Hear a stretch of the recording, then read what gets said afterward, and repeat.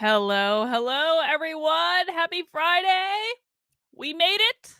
We made it through another week. And I have to tell you guys, I want to start off this week's happy hour with something that's a little bit special because this isn't just any Friday for me. This is a Friday that is the 10-year wedding anniversary with my husband. I'm spending a couple hours with you guys, but we are going to be going out for an awesome steak dinner later. I'm very, very happy about this. I wanted to just show you guys just some pictures from my life. This is actually my wedding. I didn't wear like a real wedding dress or anything. We got married at a log cabin in the White Mountains in New Hampshire. 10 years ago today, actually probably almost exactly 10 years ago today, because the wedding actually started around 2 o'clock in the afternoon, if I recall. My wedding was awesome. It was my favorite. Like, I have no regrets about my wedding at all. But here are some other pictures from the 10 years of my marriage. This is Victor and I at a show for a band in Boston at the Wilbur Theater back in the day. Victor didn't really like the music. Like, the music is not Victor's thing. The music was more my thing. Was like one of my favorite bands, and of course he came with me. This is Victor and I on the Boston Marathon course in 2015. And the fun story behind this picture is that this was like right before Heartbreak Hill. I ran the Boston Marathon in 2014 and 2015. Victor crashed the course in 2015 and ran like 8 miles with me because I got hurt really badly during training. I was severely undertrained. And so the funny part about this is like right before Heartbreak Hill. And what you don't see in this picture is Victor like dragging me up Heartbreak Hill saying, "Carlin, you can have all the beer you want when you finish." I was like not happy. This is Victor and I in Puerto Rico. This is Victor and I from Hampton Beach in just a cheesy photo booth. This is Victor and I in St. Kitts on a train that goes around the island of St. Kitts where they have a lot of monkeys. This is Victor and I snorkeling in St. Martin's. This is Victor and I snorkeling in Turks and Caicos. We like snorkeling in the Caribbean. We do. And this is Victor and I running I think this was like the BAA 10K or something back in the day. And of course, finally, us at the Walkaway Rally last year. 10 years with my husband today. I cannot even tell you guys how fast 10 years of marriage goes. I cannot believe it, but I definitely weren't married well. I have no regrets. He is definitely the person that I'm supposed to spend my life with in this particular lifetime. But you guys didn't come to hear me reminisce about my anniversary. That's not what you came for. We came, as we do every single week, on Friday at 3 p.m. to watch woke training, to possibly drink, and to make fun of it. And to talk about what it means, because that's what happy hour is about. Listen, I don't like getting my information just from journalists who frankly don't spend a lot of time investigating this stuff. I don't like getting my news from like headlines where they're going to inevitably pick the most outlandish thing they can possibly put. I like going to primary sources. And so every Friday on my channel, and I'm broadcasting in a bunch of different locations. I'm on my primary YouTube channel. I'm on my second YouTube channel, Actively Unwoke, because the reason is that happy hour next year is going to be moving to Actively Unwoke. So I want to just have a record of it on both channels so I don't have to like re-upload and stuff like that. I'm lazy. I'm also on Facebook. I'm also on Odyssey. I'm also on Rockfin. And every Friday at 3 p.m., we come together to watch a woke training exercise to see from the horse's mouth what these people are actually saying. So we don't need the news to interpret it for us. We don't need any of that. We want to know for ourselves what they are actually saying, and we want to be able to decode it and decipher it and talk about it and drink a little bit on the way. Now, the reason I bring up that it's my anniversary is that I'm probably not going to be drinking much today. I do have one beer. I have one beer. I have a Warlock, which is a pumpkin stout that I may bust open, but because I'm going out to a big fancy dinner with my husband later, and hopefully we'll be having some wine at the dinner, I don't want to get drunk pre-dinner and then go out to dinner. It's not good for my anniversary, man. But what I will say is that I do have some fancy juices. I've got some fancy juices. I got a smoothie that I might drink It's blueberry, strawberry, banana, lime, ginger, and chia. And I've got a green drink that I might drink, and I also have a lemony drink that I might drink. So I've got various drinks. We don't always have to drink alcohol at happy hour. Sometimes we can be a little bit more responsible. If you have something in your glass today, please chat it in. Let us know what you're drinking. Please make sure you mount that like button as we get started, because guys, we have a doozy of a training today. Today, I have been assured that this training is filled with all this training just took place a couple days ago, like last week. I have been assured that it is filled with all of the buzzwords that we hope to hear. I am sure that we might even get close to a blackout bingo on today's training called Critical Race Theory, Facing Our History, Freeing Our Future. I have no context for this training other than it was sent to me by someone who's like, Carlin, this training is batshit insane and has every single buzzword you could possibly imagine. This is going to be a great bingo training. I was like, yes, yes, let's do it. But before we jump in and get started, hang on. I have so many windows open on my desktop. We got a couple orders of business. Now, the first order of business is that my doing this sort of thing, watching trainings with you guys, deciphering trainings, helping everyone understand what these trainings mean and what they say and all that good stuff, that is only made possible because of my locals community. Now YouTube helps as well. I'm not going to front. But my locals community is the thing that allows me to stay independent, the thing that allows me to spend so much time looking into this stuff to make sure that I'm helping people to understand it. It's what allows me to spend time running around working with different parents groups, helping parents to understand it, which I don't really usually publicize that I do, but I actually do quite a bit. It's what allows me to spend my time doing all of this. Locals is the best place on the internet.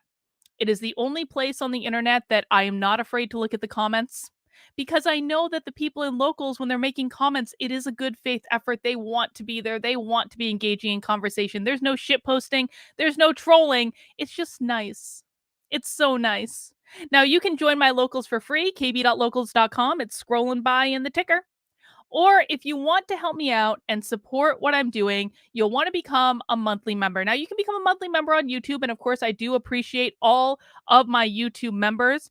But in locals, for $5 a month, it's going to unlock all of the features of locals. So you're going to be able to get to comment on everything. You're going to be able to get access to 2 Zoom calls a week with me and the locals community. I typically spend about 6 hours a week on Zoom calls with my locals, where we're chit-chatting, shooting the shit, talking about what's going on in the news, supporting each other, all that good stuff. You get all that and a lot more for a monthly price of $5 a month, so less than you're going to pay for a cup of coffee at Starbucks. You can give more too if you want, but 5 is the minimum buy-in. You can do it for an annual price of $50 a year, which gives you 2 months for free, or you can make a one-time gift. I love my locals community. I so greatly appreciate my locals community. You guys are the best. You guys are what keep me going. I couldn't do it without you. But the other thing I want to talk about is I wrote a book. At the beginning of the year. I actually really wrote it. I started kind of in like the February timeframe, but I really I finished it in July essentially. So I wrote this book called Actively Unwoke: The Ultimate Guide for Fighting Back Against the Woke Insanity in Your Life, and it is now available on pre-sale on Amazon. Now, the hardcover version is on pre-sale right now. There will be a digital version. Don't worry, there'll be a digital. I don't know if there'll be an audio version yet. The publisher has to do whatever they do to decide whether they want to do that. But what would help them doing that is if we made this pre-sale as successful as possible. So if you are interested in fighting back against the woke, this is going to be a book that's going to help you out. This is not an intellectual book. I don't write into, if anyone has noticed, I'm not an intellectual. I don't write intellectual books. This is a book that is specifically geared towards normal people with real jobs to help them understand what is going on in the simplest possible terms and to give them actionable things that they can do to fight back. So the first part of the book is decoding the woke. Again, taking it and and I don't mean this in a bad way, but dumbing it down into the most simple, easiest to understand terms, because this is an incredibly complex thing. And average people with real jobs that have lives and kids and just want to hang out after work and don't want to spend all this time watching woke trainings, they need a simple guide. So I tried to provide that. I then wrote several chapters with real world case studies about how people have fought back against the woke and actionable things that anyone, doesn't matter if you have a platform, doesn't matter if you're on the school board. I gave people tips that any single one of you can use to fight back in your local community, because I think that this is where that battle is going to be fought. I've got a chapter on what to do if you're canceled. I've got a chapter on how to take care of yourself while you're fighting back against the woke. So that's what's in the book. I'm really excited about it. Actively Unwoke. I pinned the link to the top of the chat on YouTube. It's also in the description. And I'm really looking forward to that. Now, final thing is we got to get our bingo cards, because this is going to be Buzzword Bingo edition of Happy Hour. To get your bingo card, it is in the description of the stream. You can click on the link that'll take you over to the bingo site. You generate your bingo card. Every single bingo card is different. You get a free space in the middle. We're looking for lines for the first round, so you can get a straight line. You could also do the corners. If you get a bingo, you make sure you yell out bingo in the chat. You don't win a dang thing, but it's something that kind of keeps us engaged in the training, keeps us on our toes, makes sure we're paying attention to what's going on. Once we get a normal bingo, then we're going for blackout bingo. Now, no one, as of yet, in the many months that I have been doing woke bingo, no one has gotten a blackout bingo. No one's gotten a blackout yet. Maybe today will be the day. You let us know if it is. All right, who is ready to get started with our woke training for today? It's like an hour and 40 minutes. This is a long one. I hope we can make it through it before I have to get ready to go to dinner. Dinner's not till 7. I have basically 3 hours and 15 minutes before I have to leave. I hope we can make it through the training. All right, who's ready to go? Type yes into the chat if you're ready to get this party started. Let me look over on Odyssey. Let me look over on Rockfin to see what's going on there. You guys are ready to go too? George Andre Veloso Nunez says the Zoom calls are great. It's more than worth the subscription, even with high exchange rates. Is the ebook version available for pre-sale? Hard copies get too expensive with shipping and fees. Yeah, so he's talking about locals. Thank you, George. I appreciate that. I love having you on my local Zoom calls. The ebook is not available yet, but it will be. It's all going to come out on the same day. It's all going to come out in April. So you're not missing anything. It's just not, for some reason, past my understanding, it's not available yet. But it will be. Don't worry. It's coming. I will let you guys know when it's up. All right, let's get this party started. Critical race theory. Facing our history. Freeing our future. Let me just make sure I have my audio all set up here the way the audio should be set up, which I always forget to do before I go live. Always, every single time. All right, guys, you know the deal. Let me know if you can't hear the sound. Let's rock and roll. Director of Global Citizen Circle. For almost 50 years, our organization has been gathering together people of diverse backgrounds, ages, ethnicities, religions, and opinions to talk with and listen to one another, and in so doing, to stimulate constructive change around issues of pressing concern locally, nationally, and globally. Why do all their voices sound dead inside? They always sound dead inside. This woman's like, we are understanding each other. Common Cure says, thoughts on Dan Crenshaw and Trevor Noah's conversation on CRT? I haven't seen it. I had no idea that happened. Maybe I'll do a reaction to it though. What did you think? I had no idea this occurred, but I suspect I'm not a fan of Dan Crenshaw. Dan Crenshaw's running around saying we have to support Chris Sununu because New Hampshire is a blue state. New Hampshire's not a blue state. So Dan Crenshaw, while I'm open to being wrong, I suspect he doesn't know what the F he's talking about when it comes to critical race theory. I could be wrong. I will keep an eye out for it. Thank you, Common Cure, for letting me know about it. Pre-pandemic, these conversations happened in person in New Hampshire, in Boston, in Washington, D.C., and in South Africa, Northern Ireland, and Cuba. While this past year and a half has been nothing we could have anticipated, nor would we have wished for, it has brought unexpected blessings. Connecting regularly with more people throughout the world has brought us closer during a time of distancing.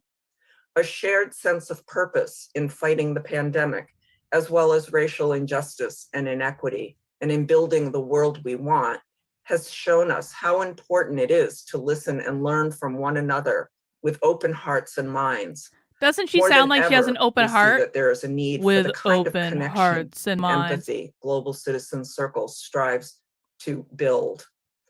I'm so pleased to welcome you all to the circle. The idea to do this circle on critical race theory was prompted by a conversation with Pierre Morton, Chief Diversity Officer at Franklin Pierce University, this past summer, when so many educators were looking to the next academic year with questions about what this critical race theory was all about and how its weaponization might impact their teaching. Since then, we've only heard more and more about CRT and laws being passed to stop the teaching of divisive issues. I want to Yes, thank yes. Pierre and Franklin Pierce Specifically, University for supporting this important. specifically of divisive. Did this take place in New Hampshire? Am I just not aware that this took place in New Hampshire? Because like Franklin Pierce is in New Hampshire. I think it's a New Hampshire thing. Huh. Okay. Yes, specifically to stop divisive issues. Exactly. At least she's got that right. Important and timely discussion.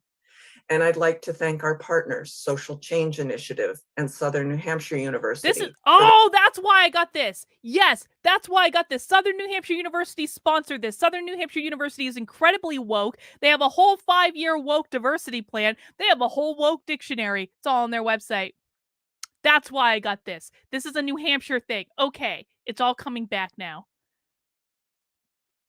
George Andre Veloso Nunez says they either sound dead inside or condescending. Oh, man. Okay, let's keep going.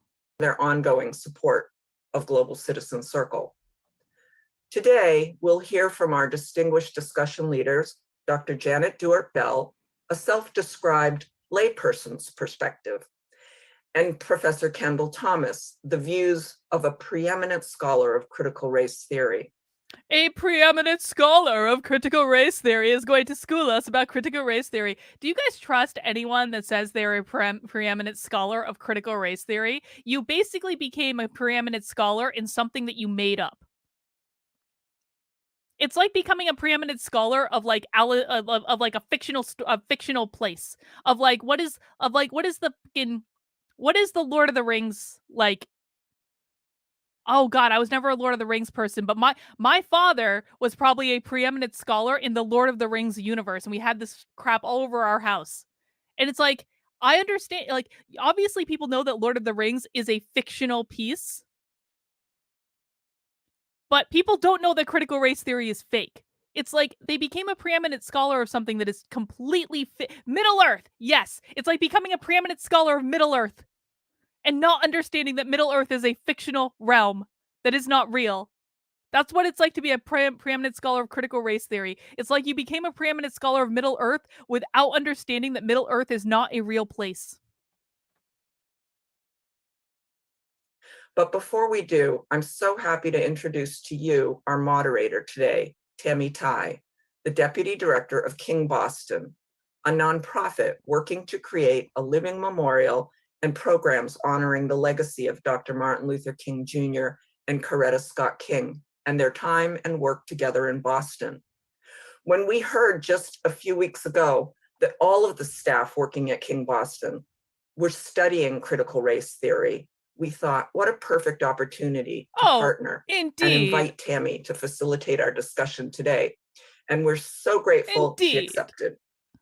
So before I turn over the virtual mic to Tammy and we hear from our discussion leaders, let me also say that we encourage interaction during and even after our programs. And if you have a question or comment, please type it into the chat. And once our discussion leaders have made their opening remarks. The chat understands. Saying you are a preeminent scholar in critical race theory is like saying you got your degree from Hogwarts. It is a made up discipline. It is not real. They made it up. And they talked about it so much and this is like the very definition of manifesting. They talked about it so much like it was real. They thought about it like it was real. And in doing so, something that is complete and total fiction became a real thing. You don't believe in law of attraction. All you need to do is look at these people, because these people are like masters of the law of attraction. They believed a fake thing was real with every fiber of their being. And in believing it, they made it a real thing. But it is not real. And we need to be able to say that it's not real. Tammy will call on you to unmute yourself, say your name and where you're from, and ask your question. So with that, I'll turn things over to you, Tammy. Theo, thank you so much. I'm deeply honored to be in this space with you all. Tammy, Where's hi, my Tammy? pronouns are she, her. She, her from pronouns. land of Massachusetts in Massachusetts, Boston. So Theo, thank you and welcome everyone to this circle conversation on critical race theory. I've got to say, a global audience for this discussion is just really exciting. I'm looking at the numbers. You have a global audience. People in this space. So thank you for carving out the time to be here. Yes, and I've got to say, I'm really excited, but also a bit awestruck for today's conversation, because we've got two of our legends here to help us unpack critical race theory, to understand what's behind the root of this recent backlash and weaponization here in the United States. We know that has reverberations all around the world, and where we might find hope as we look to critical race theory for designing and living into the kind of world where we all thrive, grounded in real joy. You know where I find hope in critical race theory? I find hope in Virginia for critical race theory, where the Republicans won the governorship of Virginia, basically based on critical race theory and everyone's absolute hatred and disdain for it. That's where I find hope. Joy and well-being. So I'm just going to invite everyone to join me in welcoming Dr. Janet Dwart-Bell and Professor Kendall Thomas. If you haven't found your reactions buttons yet in Zoom, send them a heart or a clap or like some confetti. I think that's just like a beautiful image on the screen there. But allow me to just introduce them, and then we're getting to get into conversation. So Dr. Bell is a social justice advocate, author, and dare I say, Dr. Bell, an all-around diva. She's the founder and president of Lead Intergenerational Solutions. She's the host of the forthcoming podcast, Leading Justice, coming out this November, and founder of the Derek Bell Lecture on Race in American Society at New York University School of Law, now in its 26th year. Professor Thomas is Nash Professor of Law at Columbia Law School, a teacher, scholar, activist, and artist. His seminal writing on an intersection of race and law appears in Critical Race Theory, the key writings that founded the movement, which he also co-edited. If you don't have it, here is the shameless plug to get the book. So I'd love to just welcome you both and just to hear your voice and welcome you into the circle. I think it would be fun if every time someone pimped a critical race theory book in one of these happy hours, if you guys just went ahead, if at least one of you who hasn't yet bought my book, just to counterbalance, just to bring balance to the universe. I'm only half joking about that. If you want to, it's pinned to the top of the chat right now. Muhammad says, speaking of fictional universe, they need to paint their critical race theory with red stripes to make it go faster. Comment in the chat if you know what I'm referring to. And George Andre Veloso Nunez says she should do something more useful with her time to have enough money to pay for a good internet connection. I live in a third world country and my video doesn't freeze on a Zoom call, especially if she's in Boston. There is really, if you live in Boston, there is absolutely no excuse for not having a proper internet connection. I'm sorry, please. Like, get it together. If we have to live on the internet, man, just like get a good, fast internet connection. Both of you just unmute and just say hello. And I'd love to ask a question to help folks just to hear what's going on with you right in this moment. I'd love to hear from both of you. What's bringing you joy today? So Dr. Bell, maybe you just say a hello and what's bringing you joy today? And then Professor Thomas will go to you. This gathering, I put in the chat, it's light and love, and the energy is just amazing, and the warmth. I love. See, these people don't know what positive energy feels like. Because I'll tell you, like, I am extremely empathic. I can pick up energy in almost any situation, and sometimes that's good and sometimes it's bad. These people are like so cold and inauthentic. They're not as bad as the white identitarians. The white identitarians have the worst energy of any group by far. But these people are not that far off. And it's like when you actually understand what positive energy feels like, and then you get these people that are like, this session is light and love. It's light and love. It feels so positive. It feels so good. But they're doing it like with their voice sounds dead inside. I mean, yeah, like so like Creative America says in the chat, they look reptilian. They look like literal demons to me. That's what they look like. That's what their energy feels like. And it's like this forced authenticity of, oh, what gives me hope is this gathering. It's so forced and contrived, and it's just like, ew. It's like I have an aversion to all of it. And yet here we are torturing ourselves. People that come to happy hour, you guys are a glutton for punishment. I'm a glutton for punishment too. It's all right. At least we're in it together. Of the Global Citizen Circle. That brings me joy. Thank you so much. And I hope you're Her seeing all eyebrows. these like claps and dances in the chat for you. Professor Thomas, welcome you into the space. Say hello, and what's bringing you joy today? Well, like Janet, I'm delighted to be here this morning, and I'm particularly grateful for the opportunity to meet and be part of Bad a internet learning again. Like, what community is going about on? which I knew very little before Janet called me a couple of months ago now to ask me if I would be willing to participate in a gathering of the Global Citizen Circle. So my life work as an educator really is to promote and participate in as broad a learning community as I can. And I'm particularly moved by the fact that this is a community that has Robot voice. global I ambitions and am a global delighted to reach, be because I do here think this morning. that the hope for a future on this planet is going to require us to realize that our fates are linked and our futures are linked in ways Our that fates are linked. overrun Our the national futures borders are that linked. so often divide us. Ashe, Professor Thomas, thank you for that. Assimilate to the Borg. So we're going to begin our circle with Dr. Bell, and I understand you've got a presentation that you're going to start off the conversation with, and I'll just invite everyone, as Theo said at the beginning, be thinking about all your questions. Let's see. Jameson Buck, the fictional universe is literally the story of Jakob. Tricknology is literally Bell's first tenet. Jameson, I'm not sure exactly what that means. Can you tease that out for me a little bit in the chat? You don't have to send in a super chat again. I'll look in the chat and make sure I'm paying attention. I just want to make sure I understand what you mean. I imagine the questions will come, and I'm doing my best with the support of the Global Citizen Circle team to track those questions, but we want to get as many voices in here for conversation as possible. So Dr. Bell, I will pass the virtual mic to you. Thank you very much. And thank you for the kind introduction, both you and Theo. And it's always wonderful to be with the Global Citizen Circle. I want to start off by saying, as you might have already guessed, I'm not a lawyer and I do not play one on TV.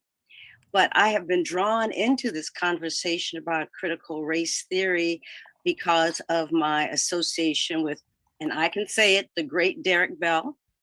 And I've decided that I really needed to develop a layperson's description of it, because I've been asked so often. Most of the time when people would... Oh, so she's going to give us a layperson's description of critical race theory. So this would be a good time in case you don't know the definition of critical race theory. I'm going to give you my definition first as a layperson myself. Then I'm going to give you James Lindsay's definition, which is a little bit shorter and more to the point, but I don't think as descriptive. My definition of critical race theory is that critical race theory is an academic ideology that started in law schools in the 1970s that says racism exists everywhere, in every person, in everything, in every interaction, in every institution. And the job of the critical race theorist is to explore how, not if, how racism occurred in any circumstance, because racism is always assumed to have occurred. James Lindsay gets it a little bit more on the nose when he says that critical race theory is the belief that racism is the fundamental organizing principle of society. So now let's see what she says critical race theory is, and we can compare and contrast.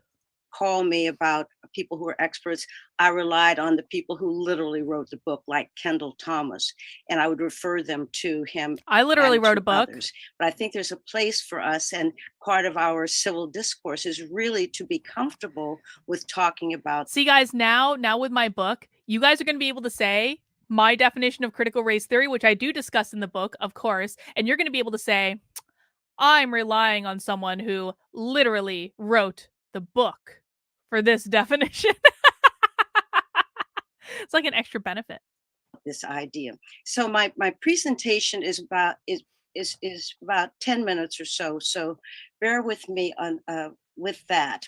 And I want to say also one word about Kendall Thomas, although one word is never enough about Kendall Thomas. We have a love fest. He is as close to the Bell family as you can get. And he has been such a supporter of Derek and of mine. I said in a private meeting, which I'll say publicly, I've probably not said it for Professor Kendall Thomas to hear it, but he was the last of our friends to see Derek's corporal body. He was with me in the hospital when my husband transitioned. You can't get much closer than that. And I just want to thank Kendall for joining in this conversation today. And I want to tell you what a wonderful treat it is for you to be able to meet him. I call him a Nuclear, I just want to say that I know we've had our differences in the past. I know I blocked you for being a douche. I know I called you out after I unblocked you when you were like talking smack about me in Adam's chat. But I just want to say I'm really glad we've come back together because I really enjoy you being in my chat. I think your comments are really funny. And so I'm glad we were able to move past the blocking and the shit talking and all that stuff. You know, people say like I'm too much of a heart. Like we are come together. We're friends now. Nuclear's here all the time. And I'm glad that they are. I don't know if it's a man or a woman. I don't want to misgender. I just wanted to give it love and appreciation. That's all. true Renaissance man, a true global citizen. So I want to start with, so I've reduced it to 4 basic concepts, and they're based on values, not legal theory. So the first is defending democracy through truth and reconciliation. The next slide, please.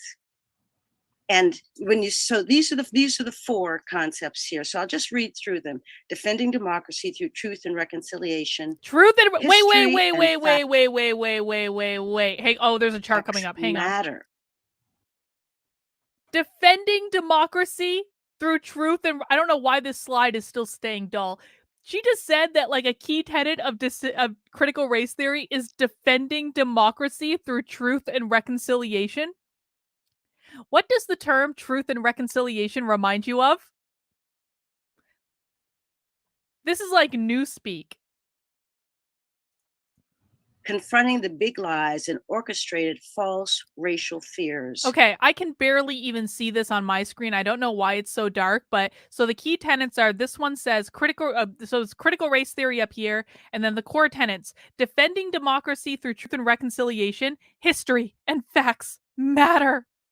Confronting the big lies and the orchestrated false racial fears, taking responsibility and moving forward as one nation. This is the ironclad law of woke projection. This is literally the ironclad law of woke projection. They are going to project everything that they are doing onto the people who disagree with them. Yes, Dashing Rogue, we're playing bingo. The bingo card is in the description. Make sure you get it. We've just started, so you haven't missed much, but this is going to be amazing. We can already see where this is going to go. And taking responsibility and moving forward as a nation. So let me unpack that. So first, I'll talk a little bit about defending democracy through truth and reconciliation. And we have a great examples from South Africa, where the great leaders, Desmond Tutu and others, said, you know, that they didn't let Black Africans off the hook. They said, if we're going to move forward together, you know, we've got to tell the truth. That's a novel idea these days. So that's what they endeavored to do.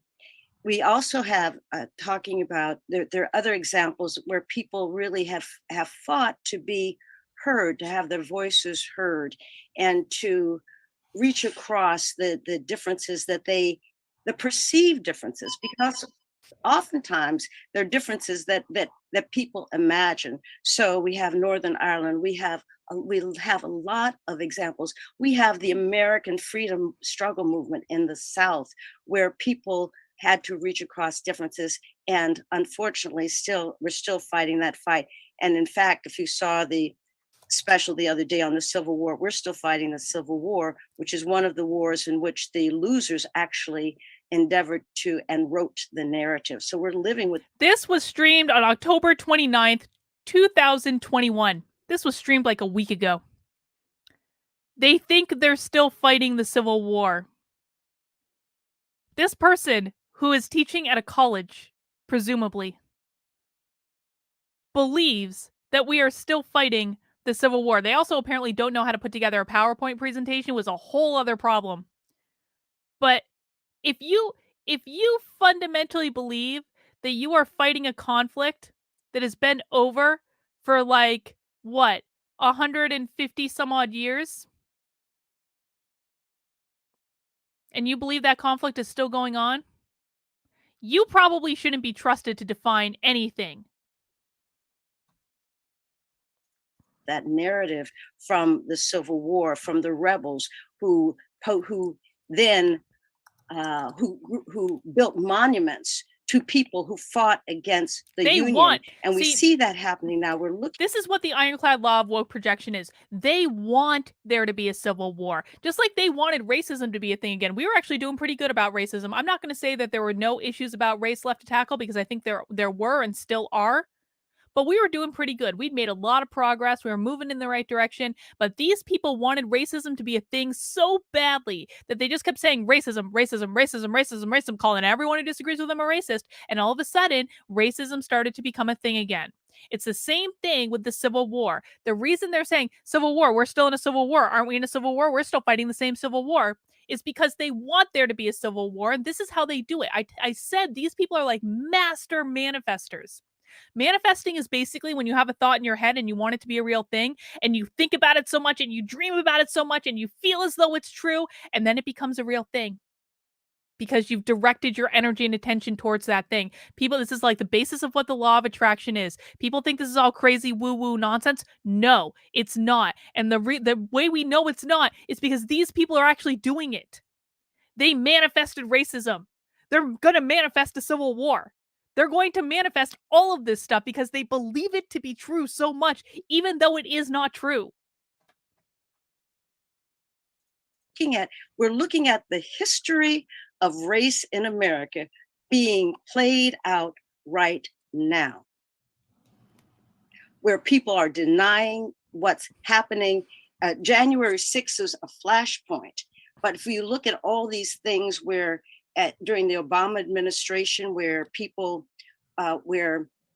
his appointments were denied, and there's studies that say when you talk how people, even though Obama was probably the most conciliatory person, they called him the bridge. And if you call healthcare Obamacare, some people go, oh no, we don't want it. But if you called it the American Care Act or something like that, they would be more inclined to accept it. That was then. Now with people being anti-vax, I'm not too sure some of them would accept it now. So we have. Let's just remind ourselves that these people's definition of being anti-vax is anyone who doesn't want vaccine mandates. I'm vaccinated, but I'm considered to be anti-vax because I don't want anyone to have to be forced to get vaccinated to keep their job. They changed the definition of what it is. Again, to demonize everyone they disagree with. A moral imperative to look at history and facts.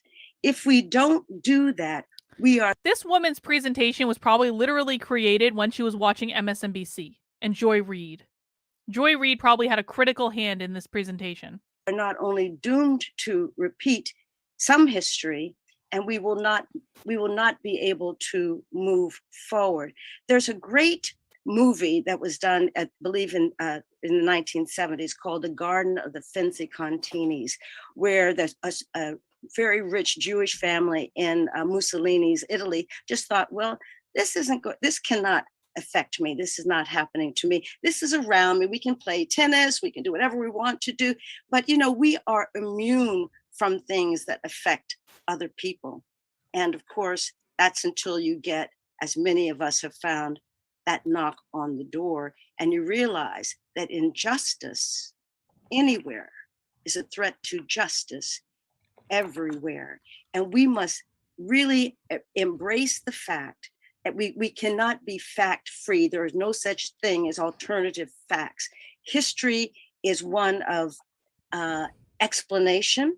Sometimes it's a distortion, but some of us are able to distinguish between what is real and what is false, although it seems less so sometimes. I'm amazed that, for example, in Tulsa, and if I get any of the legal things wrong, I'm counting on my dear friend Kendall to straighten it out when he speaks. But it's interesting that that they feel you can talk about the Tulsa, what we call riots, were really slaughters, and mostly slaughters of Black citizens here, because for some reason people had built up this narrative, this false narrative of that Black people were a danger to society. It was okay when we could build this country, but once we started becoming successful against all the odds, many of these riots were really attacks on Black progress, and that was the case on Black Wall Street in Tulsa. So there are many examples of that. So we're looking and we're seeing racism in real time. So how do we confront that? We have to deal directly with people. We have a grievance culture now. People feel that they have the right to be aggrieved for whatever reason it is. Yes, you are 100% correct. We have a grievance culture, and people feel like they have a right to be aggrieved for whatever it is. And that's because of critical effing race theory. That's because of these people. These people created the grievance culture. It is their culture. And now they're going to project it onto everyone else because they don't want to take responsibility for their own actions. To throw facts out the window, to be discourteous, to be dishonest, that the only thing that counts is winning. Winning is the only thing, no matter how you get there, and no matter how detrimental it is to those people who think they are winning, those who deny voting to others, those who are in denial about climate change. Climate change affects us all. There's no planet, there's no Earth 2. We are literally all in this together. So how do we confront those fears? The biggest thing is to tell the truth and to be as positive and authentic. You know what? This is really good advice. How do we confront people like this? We tell the truth and we try to be positive and optimistic. Sometimes we can be a little bit snarky. Sometimes we can have entire live streams making fun of people in order to tell the truth. I'm not gonna be mad at it. Jenny's getting inky with it. Says funny that the person who helped make anti-vaxxer public, Jenny McCarthy, isn't conservative. She thought measles vax caused her kids autism. Now I'm not gonna make any comment on that. I am not anti-vaccine in any way for any vaccine. Gotta turn my light on. It was like really bright in here when I started and then it got dark. No, like I'm not like I just think that people should be given a choice, especially with the COVID vaccine. I think you should consult with your doctors. I'm not going to tell you what to do. Contact the CDC. The CDC is your god. Remember, always trust blindly everything the CDC tells you, or else the YouTube overlords will demonetize my channel. Let's keep going. As we can. And Theo mentioned hope. I am always hopeful because I believe, as Brian Stevenson says, that hopelessness is the enemy of social justice. And I wake up every day. I thank the Lord for the world that has been made. And I try to do my best to preserve it and to honor and preserve the people in it. One thing about when we talk about how do we confront the big lies, we have to realize that Americans, for some reason, are TPS says climate change is the new power pivot for the woke. That is exactly right. Climate change is going to be the next big woke focus, and we should all be prepared for that. We're going to hear a lot of stuff in the news about climate change, climate change, climate change. It's going to be linked to racism. We're going to hear about climate equity, which is about, basically implementing different things in different neighborhoods depending on the demographic composition of those neighborhoods, things like that. We're going to hear a lot about that. Unhappy bunch. We all can't move to Iceland now. So we have to figure out how we educate people to know without blaming them, because I believe that most people are good. In fact, it's probably their figures that go from 20 to 30% of the people. You guys are killing it with the super chats today. Thank you so much. George Andre Valso Nunez says, if there were Earth 2, they should go there and leave normal people alone. Yes. Well, and that's why I frankly believe that the best thing that people can do is to start congregating in communities where people believe the same thing as you. That's why I live in New Hampshire. And that's why I'm staying in New Hampshire. Thank God I moved to New Hampshire when I was still a Democrat. I had heard of the Free State Project. I thought it was silly.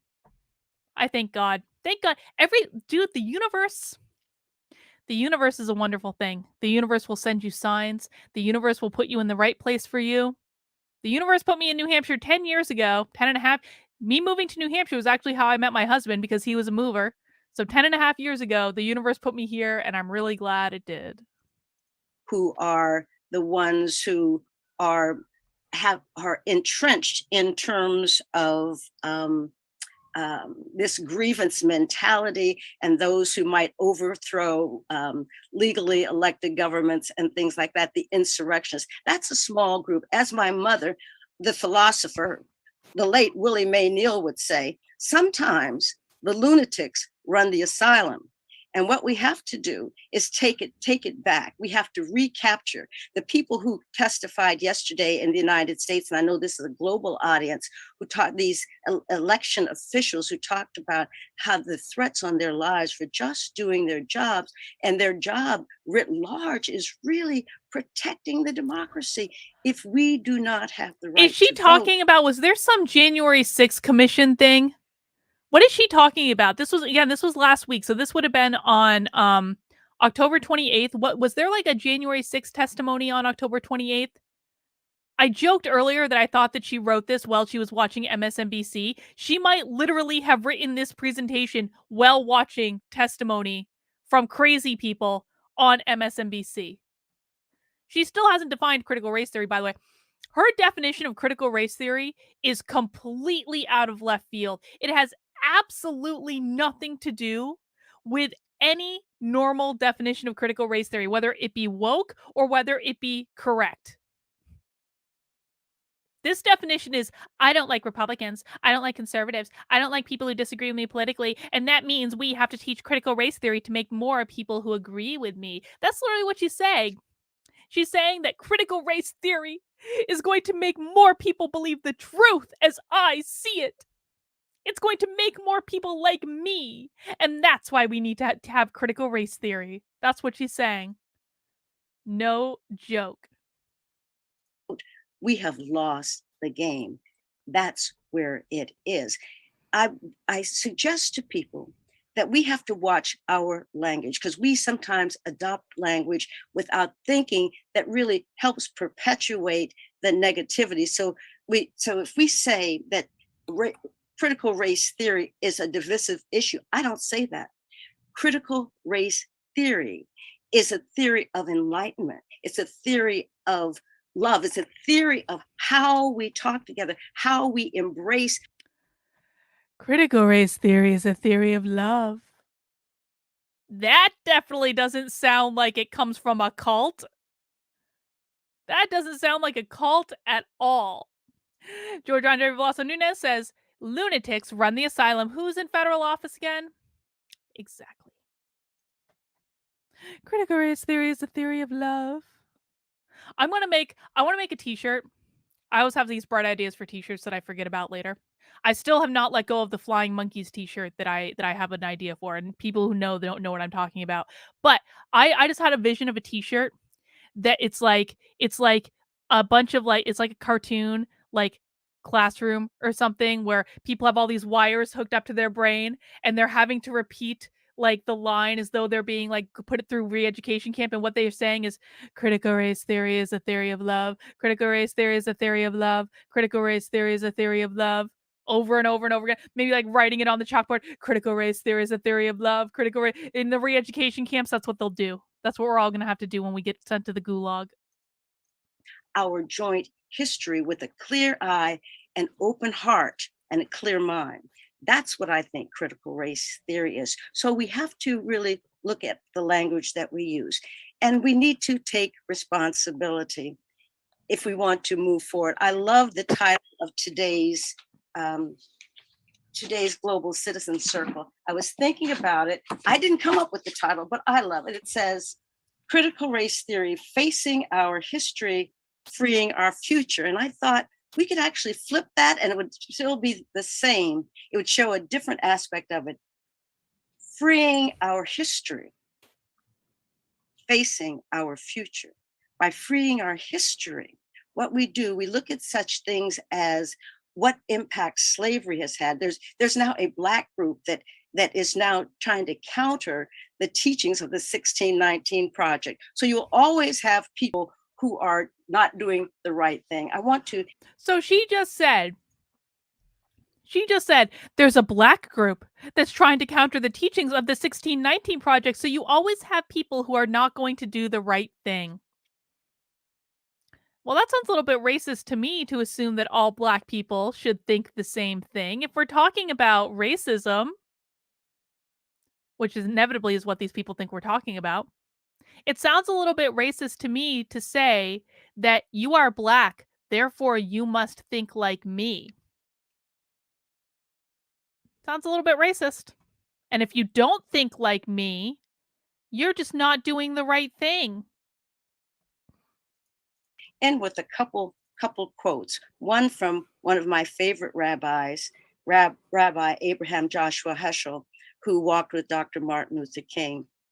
And someone was challenging him for his activism. And aren't you a person who's supposed to be in this theoretical ivory tower, just espousing these sort of theories and that? Aren't you supposed to be leading us in prayer? And Rabbi said, I'm praying with my feet. And that's what we have to do. We have to pray with our feet sometimes, and we have to embrace the fact that we may not all get there at the same time, but we have to get there, and we have to have faith and hope that that is going to be the case. And I end with hope. Mm-hmm. Dr. Bell, thank you for that. And, as you say, this layperson's view of critical race theory. Professor Thomas, I want to invite you into the conversation and see first if you'd want to add anything to what Dr. Bell has shared around CRT from particularly a legal perspective. Now, we're not all lawyers, but there are particular tenets of CRT that maybe we want to uplift here. And then as you're doing that, maybe talk about the ways CRT has been misrepresented or weaponized in recent times. Yes. And why you think that is. Thank you. Thank you so much, Janet. I can build on what Janet has just said by simply noting again that critical race theory emerged from law schools. Critical race theory was and remains an effort to describe and explain a legal failure. Now, I just want to point out here that my definition of critical race theory, which is much better than that woman's definition of critical race theory, acknowledges that it originated in law schools. It did. That doesn't mean it stayed in law schools, and it doesn't mean the only impact is in law schools. It is now everywhere. It has ballooned out of control from their little ivory tower paradise, but this guy probably legitimately does not understand this because he does not leave the ivory tower. So he's going to try to say that this is just a legal theory. It's just about analyzing the law. That's all it is. Critical race theory, how much you want to bet they're going to say critical race theory isn't taught in K through 12 schools. Does anyone think we are going to see that coming up? I bet we are. Let's see. Failure of US law to make good on the constitutional promise of full democratic citizenship. Okay, if we're talking about critical race theory analyzing the failures of US law, then what I'm going to expect is that this guy, who is a lawyer, is going to be able to enumerate specific laws that he believes cause racial disparities. If he cannot enumerate specific laws, specific policies that cause racial disparities that we should get rid of or amend or update or any of these things, then I'm not going to take him seriously that this is just about analyzing the law. Because if it was just about analyzing the law, they should be able to come in with a list and say, this law does X, this law does Y, this policy does B, X, Y, B, and Z. And they should be able to enumerate, here is the impact of these specific policies and how we need them to change in order to be less racist. That's what they should be able to do, but they never do that. George Andre Veloso Nunez says, remember 50 Cent is not black anymore. He's not 50 Cent either. He's 30 Cent now. Nicki Minaj apparently isn't black either. For people of color in the United States. So I want to center that as the project of critical race theory, because by remarking its institutional location in law schools, I can highlight the ways in which critical race theory is concerned, and centrally so, about teaching and supporting a culture of racial literacy in the United States. And that connects to the question you just raised. Well, that's a fundamentally different thing, isn't it? It seems to me that analyzing the law is fundamentally different than supporting a culture of racial literacy in the United States. So that's what the real aim of this is. Support a culture of racial literacy in the United States within the confines of how we want you to understand the topic of racism. Those are two different things. This is not about analyzing the law. This is about supporting a culture of racial literacy. And what will that culture of racial literacy do? Help them to gain more power, because critical race theory is not about race. It is only about power. That is all that it is about. Race is simply the weapon that they are using in the war. Raised about the misrepresentation of CRT. Now, I think that the misrepresentation of CRT, or what its opponents are calling CRT, is not a mistake. It's a deliberate tactic that's connected to a larger strategy of weaponization. Okay. And what's being What are we doing? weaponized is not critical race theory. What are we doing? Since the attackers of critical race theory actually have very little knowledge and no interest at all in critical race theory. Really? We have no interest at all in critical race theory? I am literally broadcasting you on my channel to get your highly educated opinion about what this is. I have no interest in critical race theory. My definition of critical race theory is closer to yours than the other ladies in this presentation was. I would not be broadcasting you. I'm talking to him as though he can talk back to me. I don't even care. I would not be broadcasting you on my channel live on the internet to more views than this presentation has on their YouTube channel if I was not interested in critical race theory. So let's just debunk that right off the bat. Next. What's being weaponized is illiteracy. Some of you may remember the remarks Illiteracy. of then presidential What's being weaponized is illiteracy. Okay. Candidate Donald Trump. No, then President Donald Trump, actually. After the Nevada Republican primary, in which he thanked his I guess he was a various, candidate then, never mind. constituencies, and said at one point, I love the poorly educated. So I want to submit to you that the entire platform of the Republican Party. Did Trump actually say that? Is that an accurate quote? Now, that sounds like something Trump would say, to be honest. But I just want to do a fact check in the chat. Is that what Trump actually said, or did he misquote him? Because I don't remember specifically. Can be understood through the lens of that statement and Donald Trump's professed love, which in fact was thinly veiled contempt for the poorly educated. No. Because no, it was not. Okay, if that was true, it was not contempt for the uneducated. It was contempt for the educated.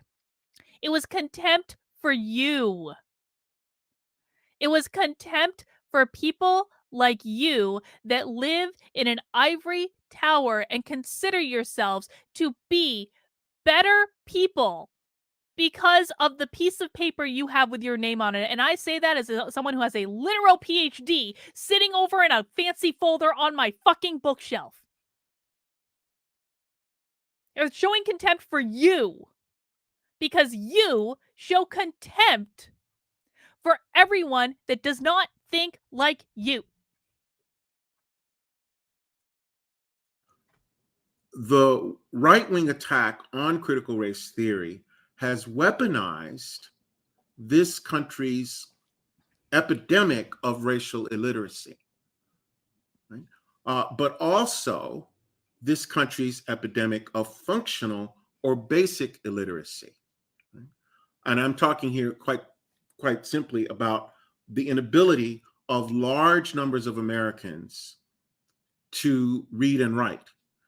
So, just some facts. According to the website Planet Word, did he just say that we aren't capable of reading and writing? Does this guy really think that everyone who has a PhD thinks like him? Okay.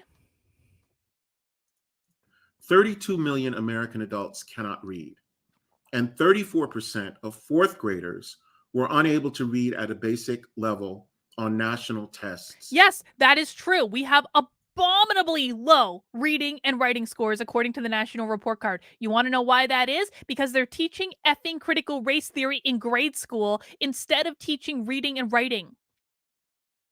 If this guy thinks that the people being graduated from colleges and universities today can read and write, I assure you that is not true. Most of them can't write basic effing papers because you aren't allowed to correct them anymore. And because they're spending all their time talking about race and social justice and misogyny and racism and all these things and transphobia. And they can't read and write because of it. I used to have to train recent college graduates how to write basic flipping memos or emails. They couldn't do it. They didn't know how. But they'd been through college. So they are the educated. In 2019. According to the Department of Education, the US Department of Education, 54% of adults in the United States can't read and write at a sixth grade level. And 50% of Americans can't read a book written at an eighth grade level. So well, that to me seems like a pretty clear indictment of our public school system, and I think is a great argument for school choice. I think that we should immediately defund the Department of Education for the results that it's producing and not being accountable to the public. And I think that people should be able to avail themselves of whatever educational options that they want. I think that this guy is making an excellent argument for school choice as a stopgap until we're able to defund education entirely. I don't like school choice as the final solution. I think that education should be completely effing privatized. I don't think the state should be involved in it at all, because when the state is involved in education, they inevitably screw it up. Well, Richard, you know, the great and glorious leader Matt Walsh is working very hard and diligently on cameras in classrooms, and I'm sure we're going to be seeing movement on this issue at any moment now. By the time they reach eighth grade, 66% of American kids can't read on grade level. And every year, 1 in 6 Americans drop out of school. Now, 3 of every 5 Americans who are in this country's prisons cannot read. And 85%, let me just say that again, 85% of young people who come into the criminal punishment system, into the prison industrial complex, or what we call rightly the school to prison pipeline, are functionally illiterate.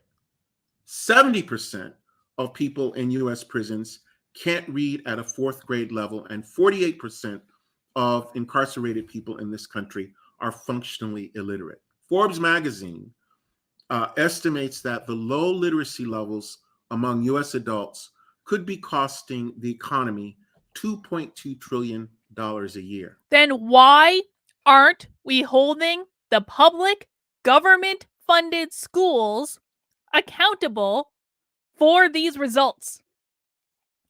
Why are we treating the teachers' unions as though they just want what's in the best interest of the child? Because they don't. They don't. It is the public schools and the teachers' unions that are responsible for all of this.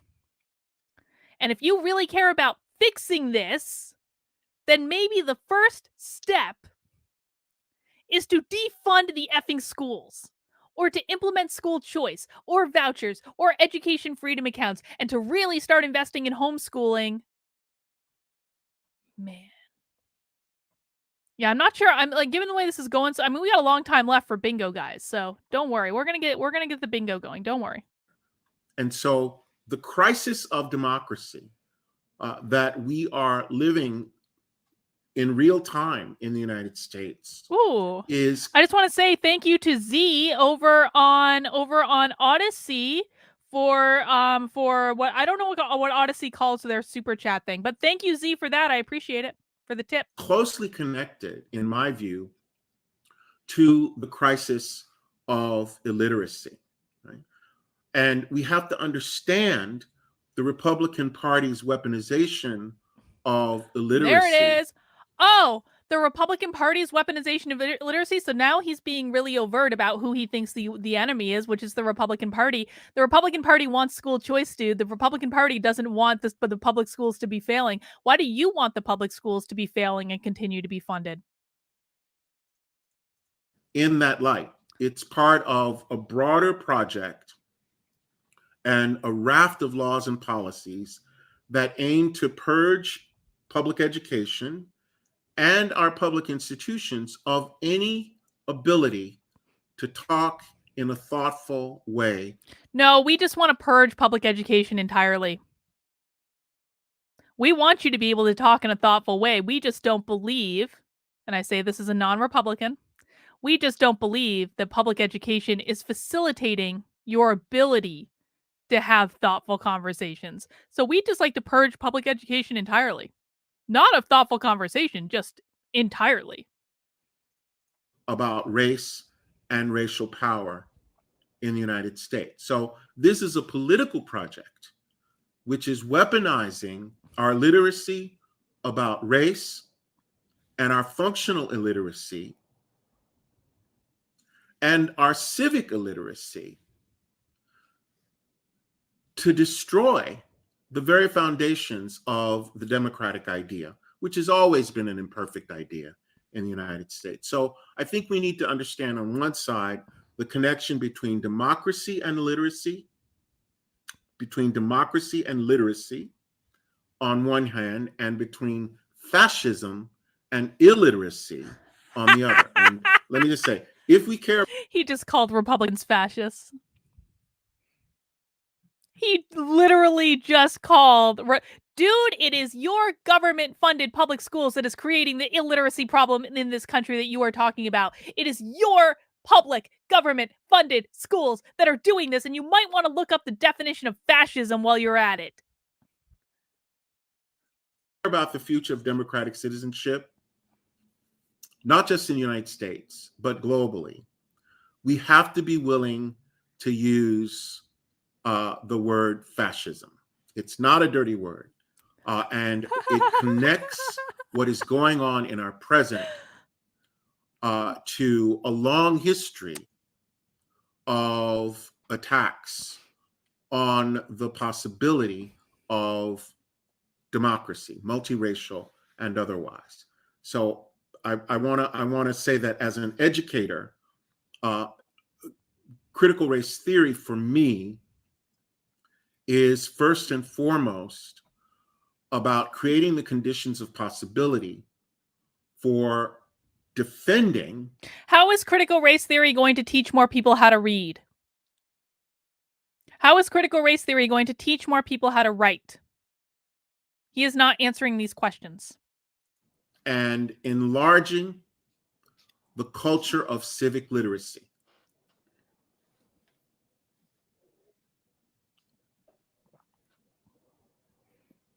Professor Thomas, thank you for that. And I'm going to ask one question as I invite others, as you're hearing these two like brilliant, full presentations, reflections, to put your questions in the chat. And we've also been overloading you with resources in the chat. So there is books and articles. Most recently, the New Yorker had a piece on the origins of CRT, and then related books that speak to some of what Professor Thomas was just listing up, particularly this notion of debunking the zero-sum game thinking. So there's a link to Heather McGee's The Sum of Us that I would really encourage folks to read and study and use that in your advocacy work. But Professor Thomas and Dr. Bell, one question I'd love to have you both talk on, because I think Professor Thomas, you did just a beautiful job of connecting or the ways that CRT has been weaponized with groups with whom have actually a vested interest in understanding that his. Guys, before we get into this, I just want to do a quick pause because we're about an hour into this now. If you have just joined us for happy hour, we do this every Friday at 3 p.m. on my channel, on Odyssey and Rockfin and YouTube and all the different places. Please make sure you hit that subscribe button if you are not subscribed already. If you are subscribed, please make sure you're turning on notifications, because then you might actually get served my content every now and again. And please, of course, mount that like button for me if you're enjoying this so far, or maybe even if it makes you angry, because I know these aren't always fun things to watch, but we watch them so we can understand them and mock them relentlessly. Right? Because that history of our structural racism is not just impacting a small slice of the population, it's actually impacting all of us, right? And so the inability to understand that and to incorporate that and then to be turned against it, I think has been actually brilliant on the part of those who are against what we're talking about here. But with one of the notions of CRT, one of the tenets around interest convergence, right? Trying to understand where those who have power or trying to hold on to power may need to cede to bring about something different with those who are on the margin, and trying to find that, again, that point of interest convergence. What's your answer to how we bring along those who are both illiterate in the way, Professor Thomas, that you outlined, like just basically illiterate, much less racially and civically illiterate, to understand that their needs and interests are served in this truth-telling process? So I put that out as a first question for both of you to engage with as I'm checking in the chat here to bring others into the circle.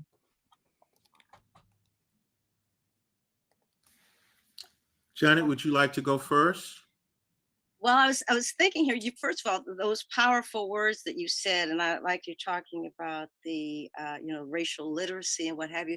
And I was thinking about, I just wanted to raise one thing before addressing your question directly, and that is the Cheryl Harris, another critical race theorist, who's written about the property right in whiteness. And what this country has done in terms of systemic racism is that property right in whiteness. So for those of you who don't know, maybe you're new to this. So when they say whiteness, they're not really talking about the color of people's skin.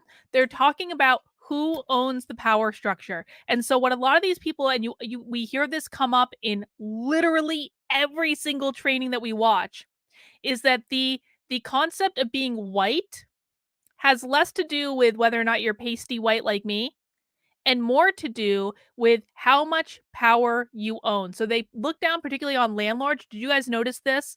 All throughout the pandemic, like landlords were billed as the ultimate evil people. Why? Because they own property, because they own the power structure. So even if you had landlords that were white or black or Hispanic or Latino or Native American or any of these things, it didn't matter. If you were a landlord, you had assimilated to whiteness because you were a property owner, and owning property is power. So we have to start making sure we're really understanding what they mean by the term whiteness, because a lot of people think it's about the color of your skin. It is not about the color of your skin. It's about who owns the power structure. Giorgio says maybe they think they're not literate unless you read critical race theory. Giorgio, I'm fairly certain that is exactly what they mean. That we have built to build white supremacy. You have to say that there's something different about and something special about to privilege white folks. So as people, as immigrants have come to the United States and they were considered less than white, and then they became white. White was the standard by which people were trying to obtain, and so that has been a part of the history too. And it's hard for people to get away from that. I think in terms of interest convergence, to me, it's right in front of us when we talk about the basic tenets of our democracy. We are under attack. Can Adam you Schiff see the Trump spoke, derangement? Midnight in Washington, Adam where Schiff's he book. says Holy that shit. we might, he talks about January 6th, the insurrection, where we might lose it. People don't seem to understand that if they can take rights away, if one person can, let's say, disenfranchise or overturn the election of a congressional district or a statewide district, they're Speaking of overturning duly elected officials, has Terry McAuliffe conceded yet? Has Terry McAuliffe, the losing governor in Virginia, conceded his race yet? Or is he trying to overturn the election results? Do you think those election results are going to be contested? I bet they will. I bet they will, unless they tell Terry McAuliffe to go quietly. And he did. Okay, I take it back. Terry McAuliffe did a really weird dance on election night, though. Did you guys see this? He obviously got drunk because he came out and his lips were purple, so he was like obviously drinking red wine. And he came out and did a really weird dance. That's good. He conceded, though. They probably browbeat him. They're like, "You're not challenging this. They'll lose it against us or use it against us." Good for him, though. Good. power really goes beyond that. What you've done is you've given the devil more than the devil is due. You've given the devil power. That wasn't to lipstick. That was lives. wine. We see it. Texas is one example of that. How once people give up the people power and do not speak up, and that's what democracy is. Democracy is not a spectator sport. If we want to have an active democracy, we have to be involved in it, and we have to preserve it, or at least we've got to support it. We cannot stand by idly. You know, there's some people who say, I'm not into politics. I want to say, well, sweetheart, your life is really run by politics, and that's something that we have to look at. And so we have to say it in a way that brings people in. And I tell people that we don't have a lot of time left on this if we want to save our democracy. When the more we know about what happened between October 2020 and what happened and is happening now, the more we should be concerned that if we want a functioning democracy where it is not a plutocracy, where we are bound to the whims, wishes, perversion of a few, we have got to act. And it's got to be, and I'm speaking in language for the Global Citizen Circle. When I speak to a different audience, I try to break it down just a little bit more. So I hope that answers part of your question. Let me just pick up on what Janet has said about this notion of whiteness as property. I think it's fair to say, as the critical race theorist Barbara Flagg has insightfully noted, that at least in the United States and perhaps elsewhere, one of the things that defines white racial identity is the fact that most white people, most of the time, in most places, as they navigate daily life and their relationships in the public and private sphere,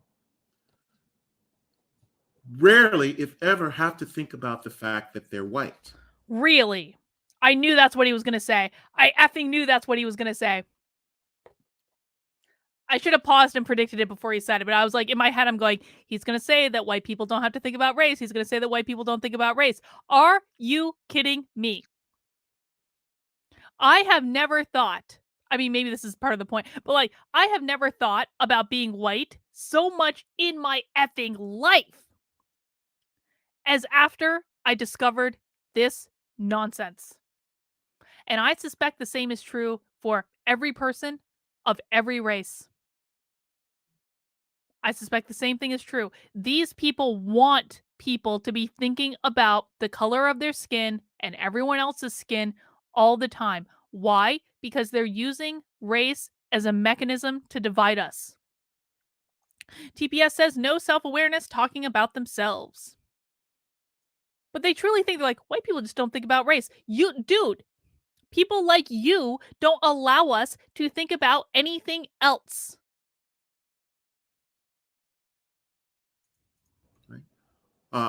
And Barbara Flagg calls that the phenomenon of white racial transparency.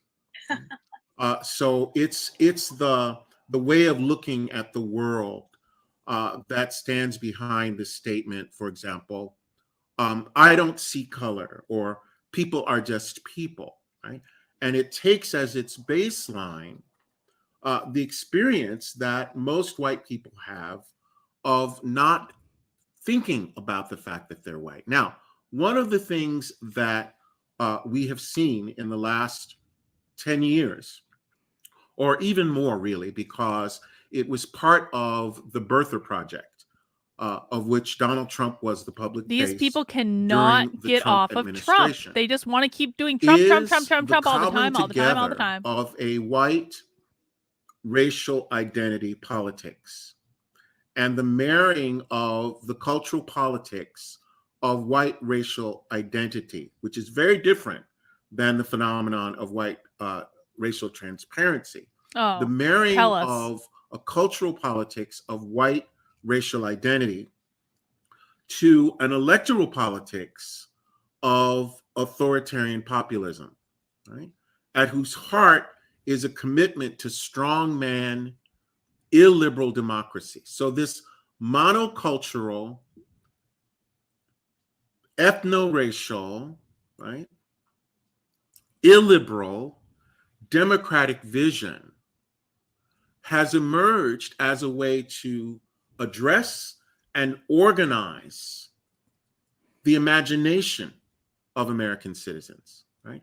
The great Black cultural theorist Stuart Hall, writing after the election of the Tory party and Margaret Thatcher to a third term in office, reminded people in England that the way people imagine themselves is at the very heart of politics. And liberals and progressives and leftists, I'll just use those terms interchangeably. Those terms are not interchangeable. Sorry.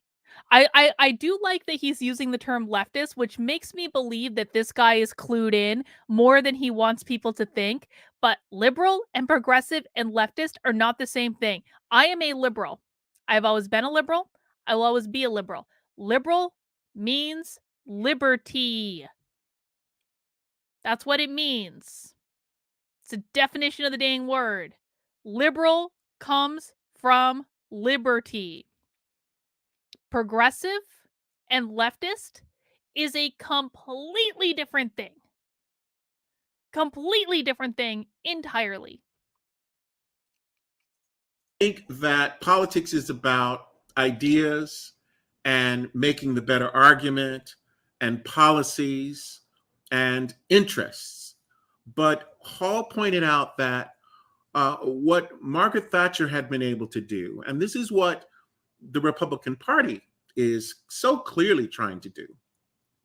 What Margaret Thatcher and the Tories had been able to do in England was to cobble together what he called a symbolic majority, right? It wasn't the actual majority of Americans, but it was a symbolic majority of people who were united by identity and the way they imagined themselves. And the Randall says the woke use emotional blackmail by calling good people is and phobics to get their way. It is a form of bullying. Don't let them do it. Yes, and I'll even go one step further than this and say that we are never obligated to play by the rules that these people set. And I think that this is a mistake that a lot of people make when they're fighting the woke and they're trying to push back on this stuff, is they make the mistake of believing that they are required to fight by the rules that these people set, either by how they change the definition of language or by how they're approaching you. You are never obligated to accept the premise that these people put forth. You're never obligated to play on their playing field. You are never obligated to play by their rules. In fact, they do not know how to handle it when you fundamentally reject their rules. They lose it. I have had little leftist debate bros in my feed on Twitter for the last day and a half. Why? Because I did a Twitch stream the other night in which I actually had a great conversation with a guy named Joe Lewis, who is on fundamentally different sides than me, but we were actually able to find common ground, and it was actually really good. It was on Spectre's channel. But like, I said something to frankly proactively annoy one of the liberal leftist debate bros, and their minions have been in my feed constantly. And why they're so pissed is because I didn't play by their rules. I'm fundamentally refuse to play by their rules, and they so desperately want me to, but I refuse to do it because it pisses them off and they don't know how to handle it. Every single person can do the same. I'm not really on Twitch all that much. I don't have a Twitch channel or anything. But occasionally I go on. Occasionally when I'm invited. The irony or the paradox is that this is a politics which in fact has weaponized whiteness against white people, right? To blind them to the ways in which the struggle against racism and for racial justice is an indispensable ingredient of a future in which this guy talks so slow. They would receive the social and economic justice that is consigning so many Americans who are white to quite literally to death.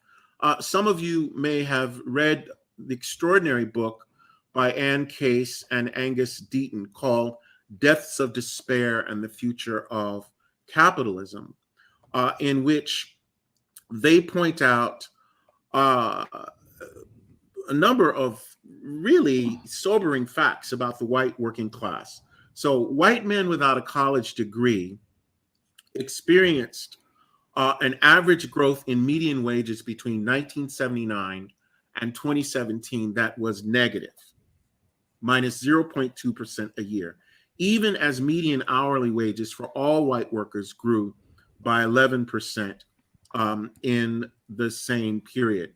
Moreover, deaths from suicide, drug overdoses, and alcohol-related disease among middle-aged white men and women skyrocketed from 30 per 100,000 in 1990 White privilege, am I right? 92 per 100,000 in 2017.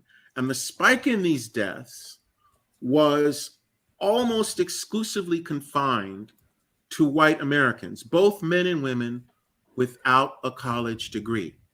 Donald Trump's poorly educated. Right? Mortality rates you're among poorly college-educated educated. Americans have continued to fall. And mortality rates for white working class people in other wealthy countries are similarly in decline, right? So the story of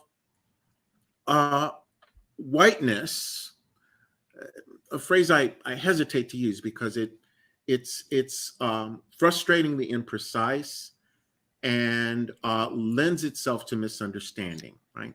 So I want to talk Why? about this idea of Why is the term whiteness fundamentally misunderstood? Could it be because you guys are trying to get people to think that things are the result of skin color when they are really not, and you're using the term whiteness as trickery because you guys like to change definitions? Could that be why that term is fundamentally confusing?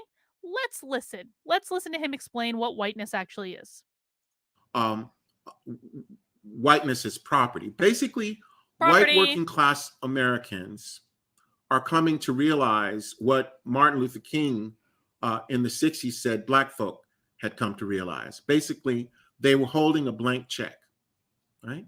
And so the racial capital, the symbolic capital of being white for large segments of the US population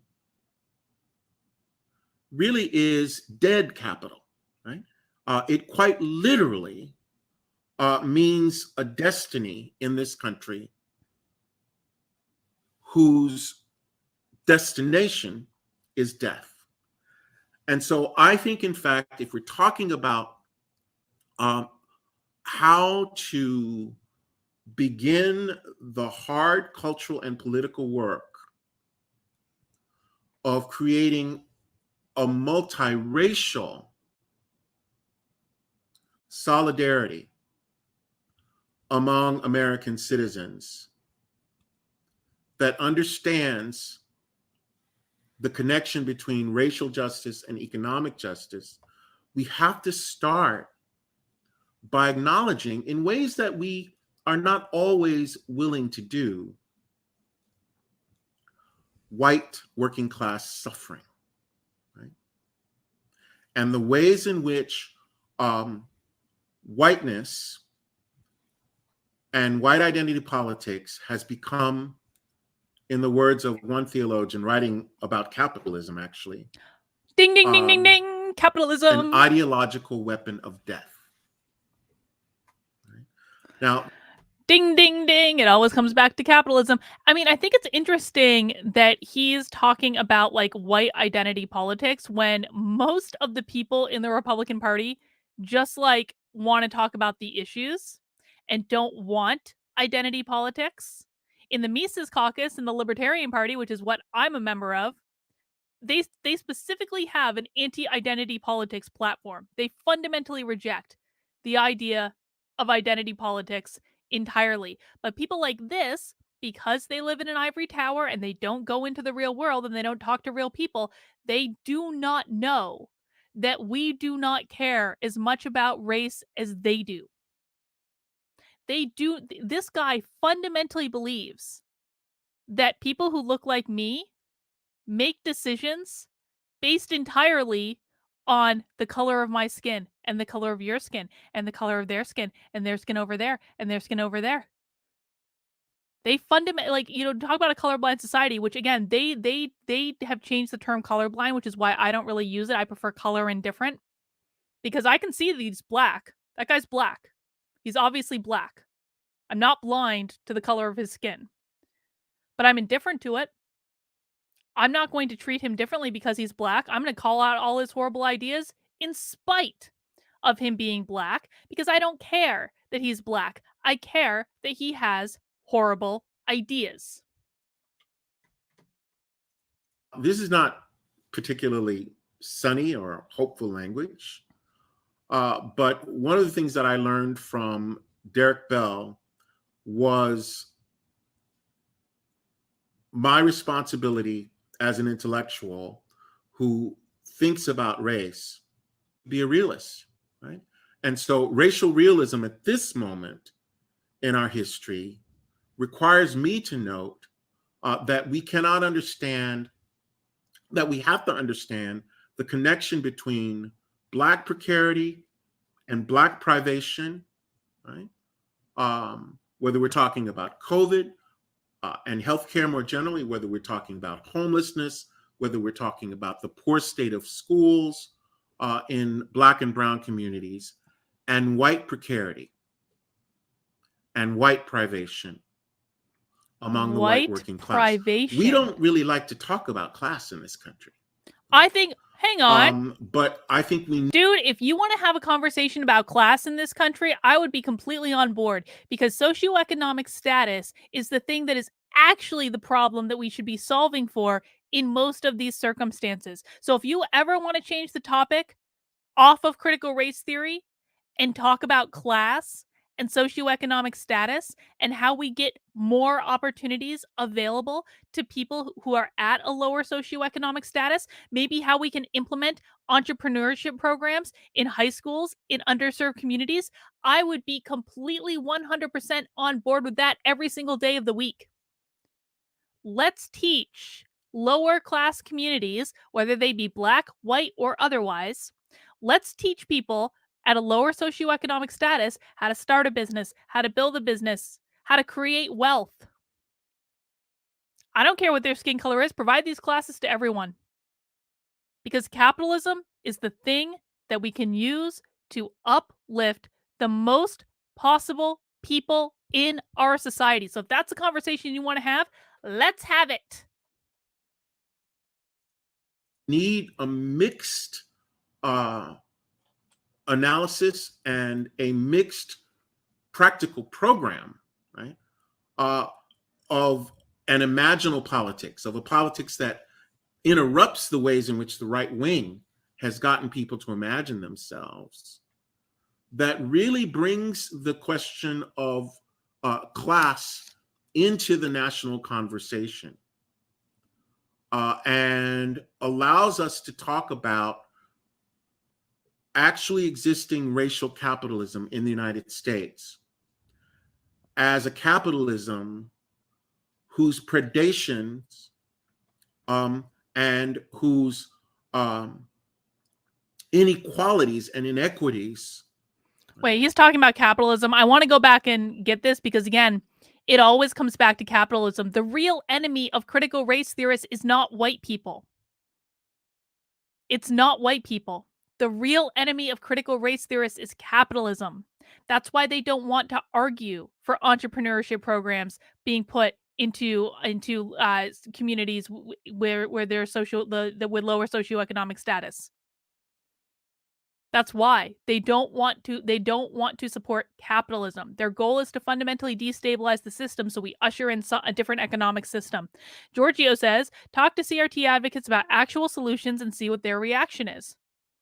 I would love to have a conversation with a critical... Actually, I kind of did this on Twitch the other day. I basically said exactly what I said. I'm like, let's put an entrepreneurship program in every underserved community in America.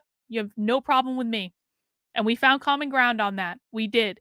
Because I was hesitant to go on Twitch. Side note. And if you want the Twitch stream, like it's in my Twitter somewhere. But like I was hesitant to go on Twitch, but we actually had a really good conversation. It was me and like a leftist and like Black public school teacher. And we had a great conversation. We actually found a lot of common ground. But you don't want to know why? Because he isn't crazy. He's not fully indoctrinated into this. He might think he is, but he's not. He's not one of these people. And we were actually able to find a lot of common ground and talk about real solutions. And it was kind of a little bit of like a white pill for me because I was like, real people actually care about real solutions. This is great. Okay, we can disagree on some stuff. I don't really care. If we're talking about real solutions and we're making a little bit of progress, that's good enough for me. I just want to rewind a little bit, though, because he was talking about capitalism. I wasn't really following because he was speaking so slow. Politics that interrupts the ways in which the right wing has gotten people to imagine themselves, that really brings the question of class into the national conversation and allows us to talk about actually existing racial capitalism in the United States as a capitalism whose predations and whose Racial capitalism. inequalities and inequities, right, may be more visible among people of color, but which have targeted and are quite literally engaged in a murderous politics among. Capitalism is engaged in a murderous politics? Do you guys see what I mean when I say that these people perceive capitalism to be the enemy? It's not white people, it's capitalism. Because I can't process at the higher speeds. Because remember, like, I'm reacting to all of this, and I just, like, sometimes I just need a minute to process what I'm also, like, I'm about to. Why don't I open a beer? Why don't I? Is this Samantha from Spectre's channel? Is that who this is? I was just talking about the stream with Joe the other night, and I thought it was really good. All right, I'm gonna open a beer. I'm only having one beer today because I'm going out for dinner with Victor later, and I don't want to be sloshed because it's our 10th anniversary. I want to be respectful, but I am having a beer. It is a Southern Tier Warlock, which is an Imperial Pumpkin Stout. Happy hour, everyone. Happy hour. Happy Friday. We made it. Please make sure you subscribe to the channel if you are not already. Please make sure you mount that like button if you haven't yet. And please make sure you join me in my locals community. It's ticking by on the ticker. It's free to join. You don't have to pay if you don't want to. Paying is just like if you want to unlock all the features, if you want to support the work I'm doing, that's cool. But if you just want to join locals to find out like what it's about, just go like while we're watching this. What else are you guys doing? I know you're playing bingo, but like you can multitask. Head over to kb.locals.com. Make sure you sign up. That way you'll always be able to communicate with me if I get a stupid strike or anything like that. Cheers, everyone. Happy Friday. On white people, right? So I think we have, I don't see any more urgent task, right, at this moment than that. Thank you both, because I think in both your answers, you're weaving in all these other tenets for folks to understand around CRT, this notion of intersectionality, Professor Thomas, that you're intersectionality, bingo word. But also the importance of, and I started off by talking about how we can ground CRT to imagine this new world, right? The power of imagination and belief, right? That our sort of right wing in this country has done, I would say, a beautiful job of having people buy into a particular narrative and understanding of who they are, whether it's quote unquote true or not. And the grounding in CRT of the importance of both the storytelling counter narrative to help imagine something different. And right. that is when we think about we're going to get to the questions now because there's questions about like how do we counter, but this cultural exercise, if you will, around imagination, I think is exactly what we're needing to do in this moment in time. Okay, I've got to open up the circle to the 130 folks in here. We've got at least 4 questions. And let me, Carrie Larkin, I'll invite you. You had the first question and see if you'd still like to pose it here. Why don't you open your mic and come on into the space? Thank you. I'd be grateful to ask my question. I share the warmth and the intellectual energy of the circle this morning. My first circle, I was in high school, and I am way far from high school now. I taught high school for many years and taught critical race theory and benefited so much. Wait.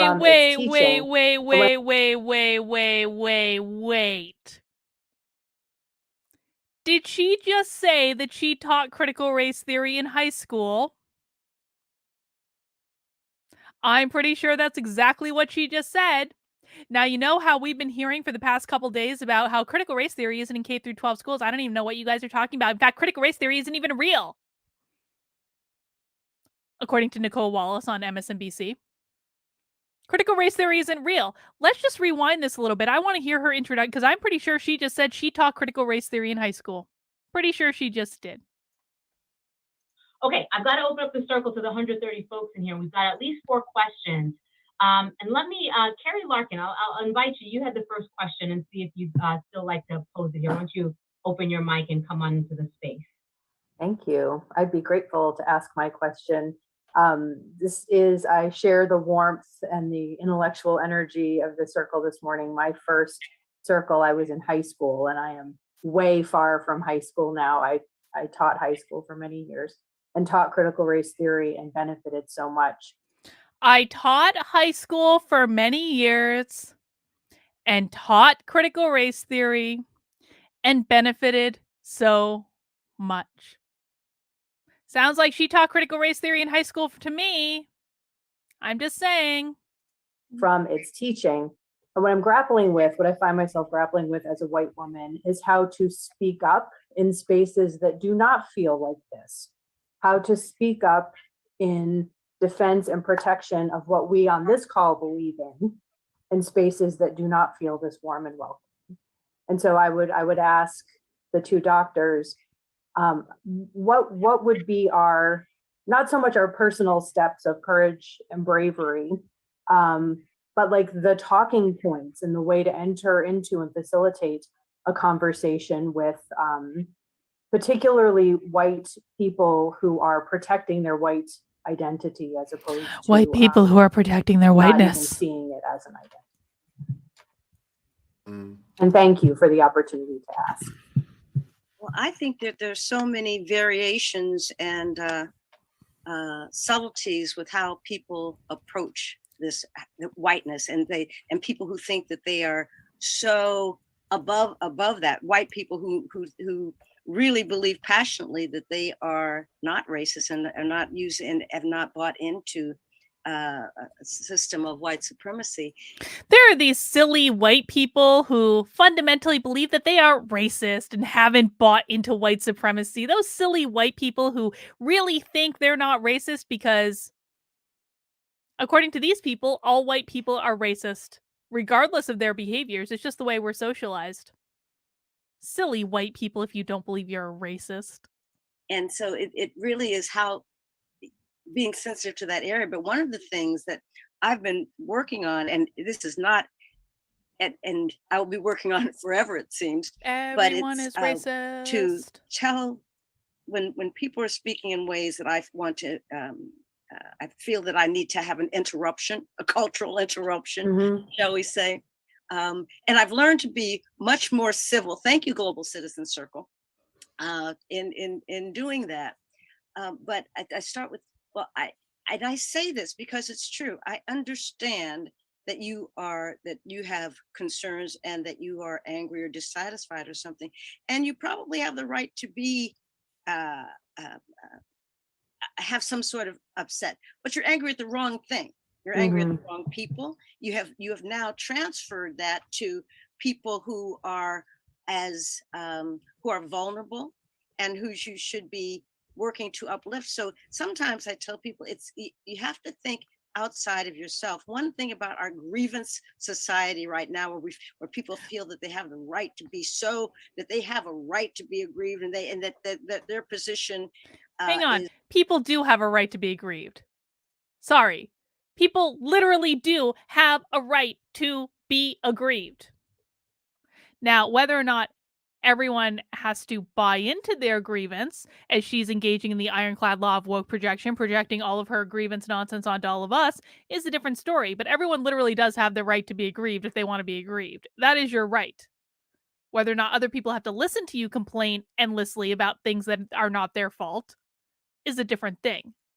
Is it's immutable. Is to say, really, it's. I have a friend who says to me before I have to give a major talk or something, he said, remember, it's not about you. It's about speaking the truth. It's about listening to people and challenging them in a way. And sometimes people look the other way and they walk away. But the other thing that Derek Bell said was, speak the truth. Try to speak it as kindly, and but speak the truth, because none of us will get further if we keep pretending that certain things don't exist.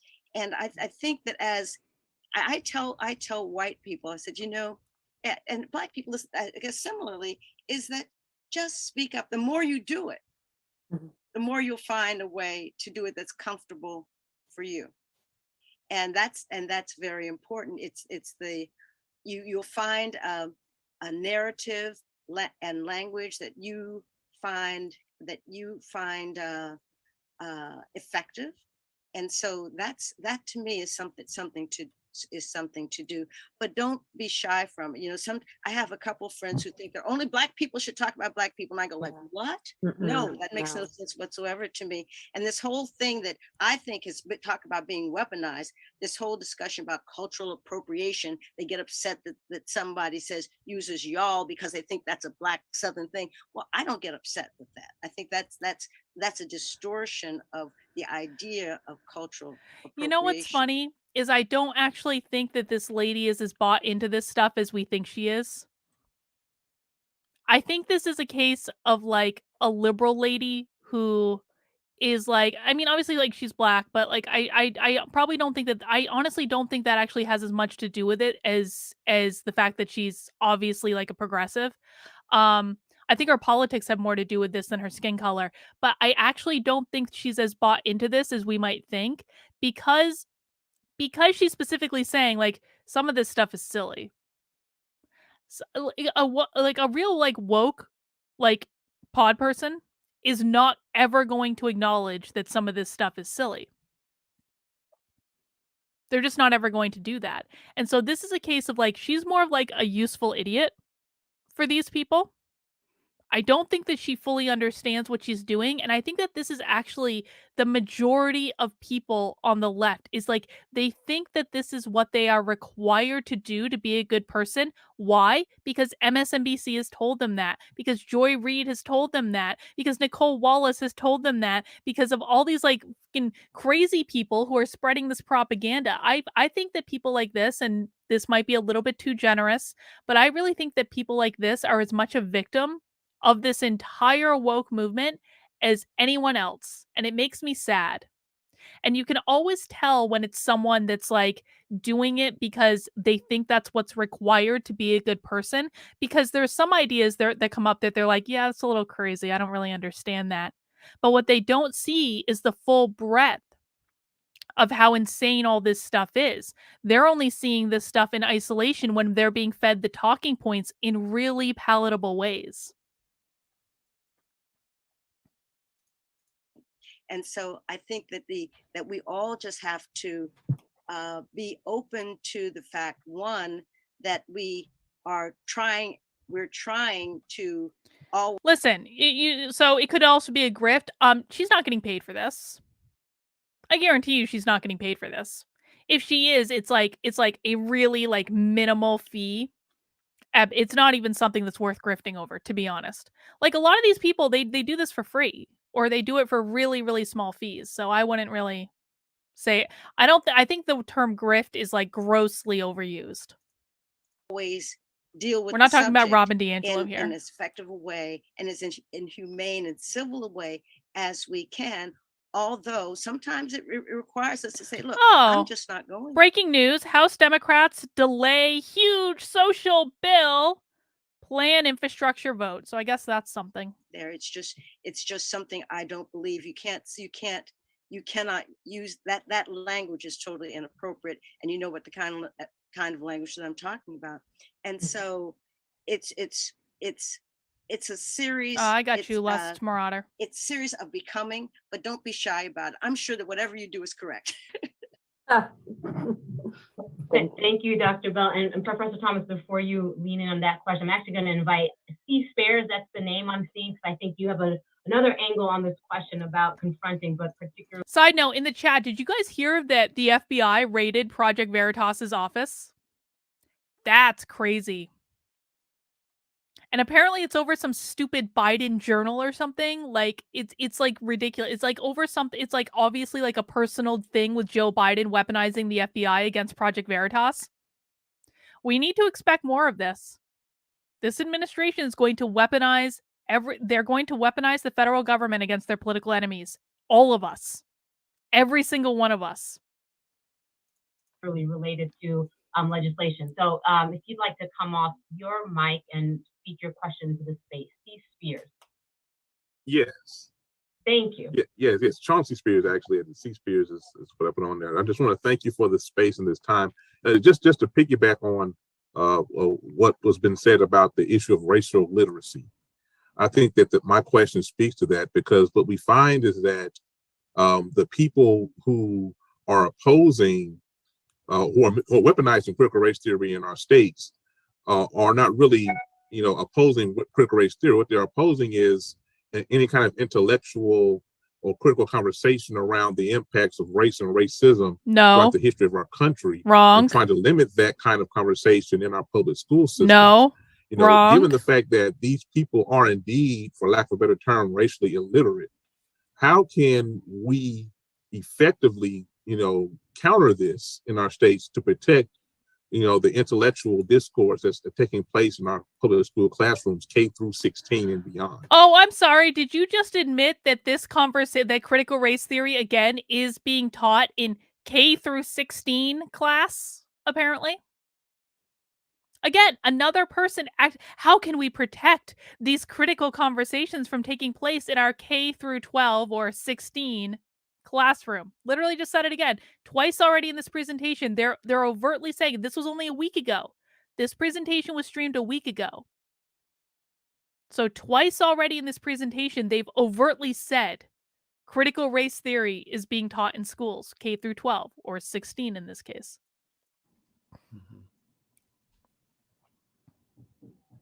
That just means college, guys. I'll jump in.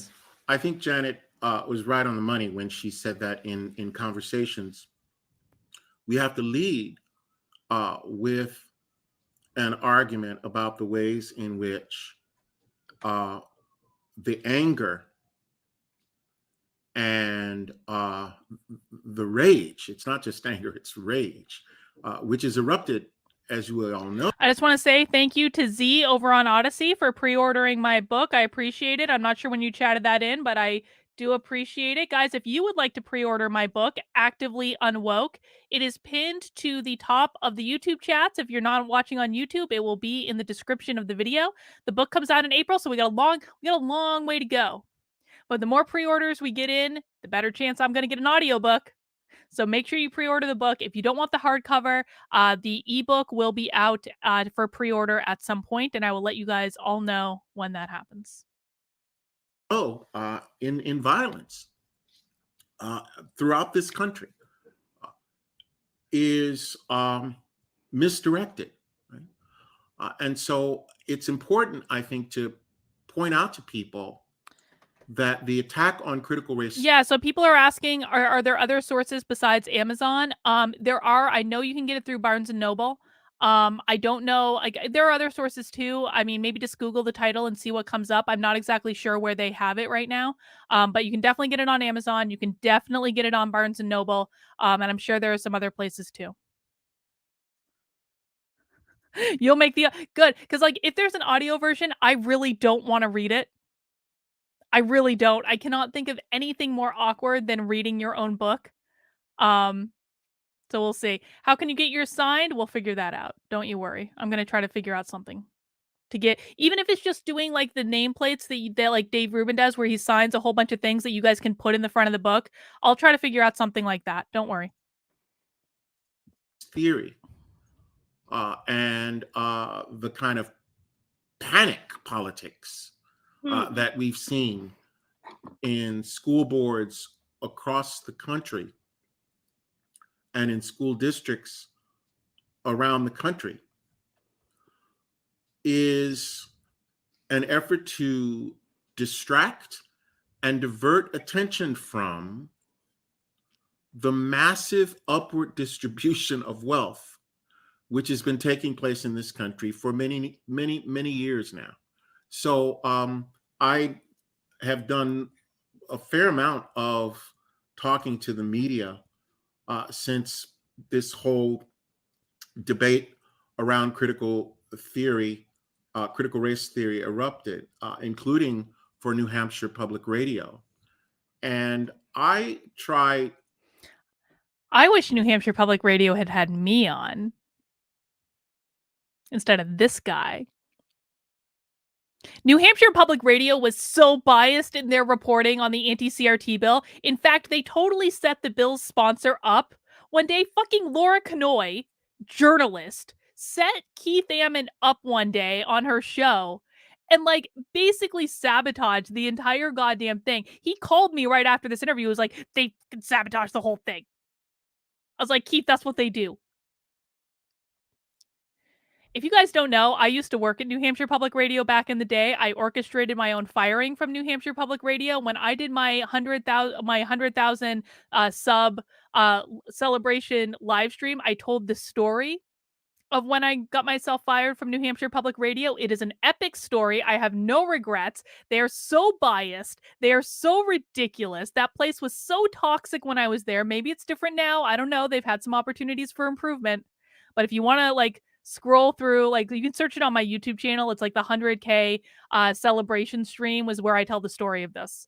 But I have many thoughts about New Hampshire Public Radio. And by the way, for those of you who didn't see the video that I did the other day, basically saying don't sign anything from your employer if they're trying to fire you over these vaccine mandates. Don't sign anything saying that you're voluntarily resigning.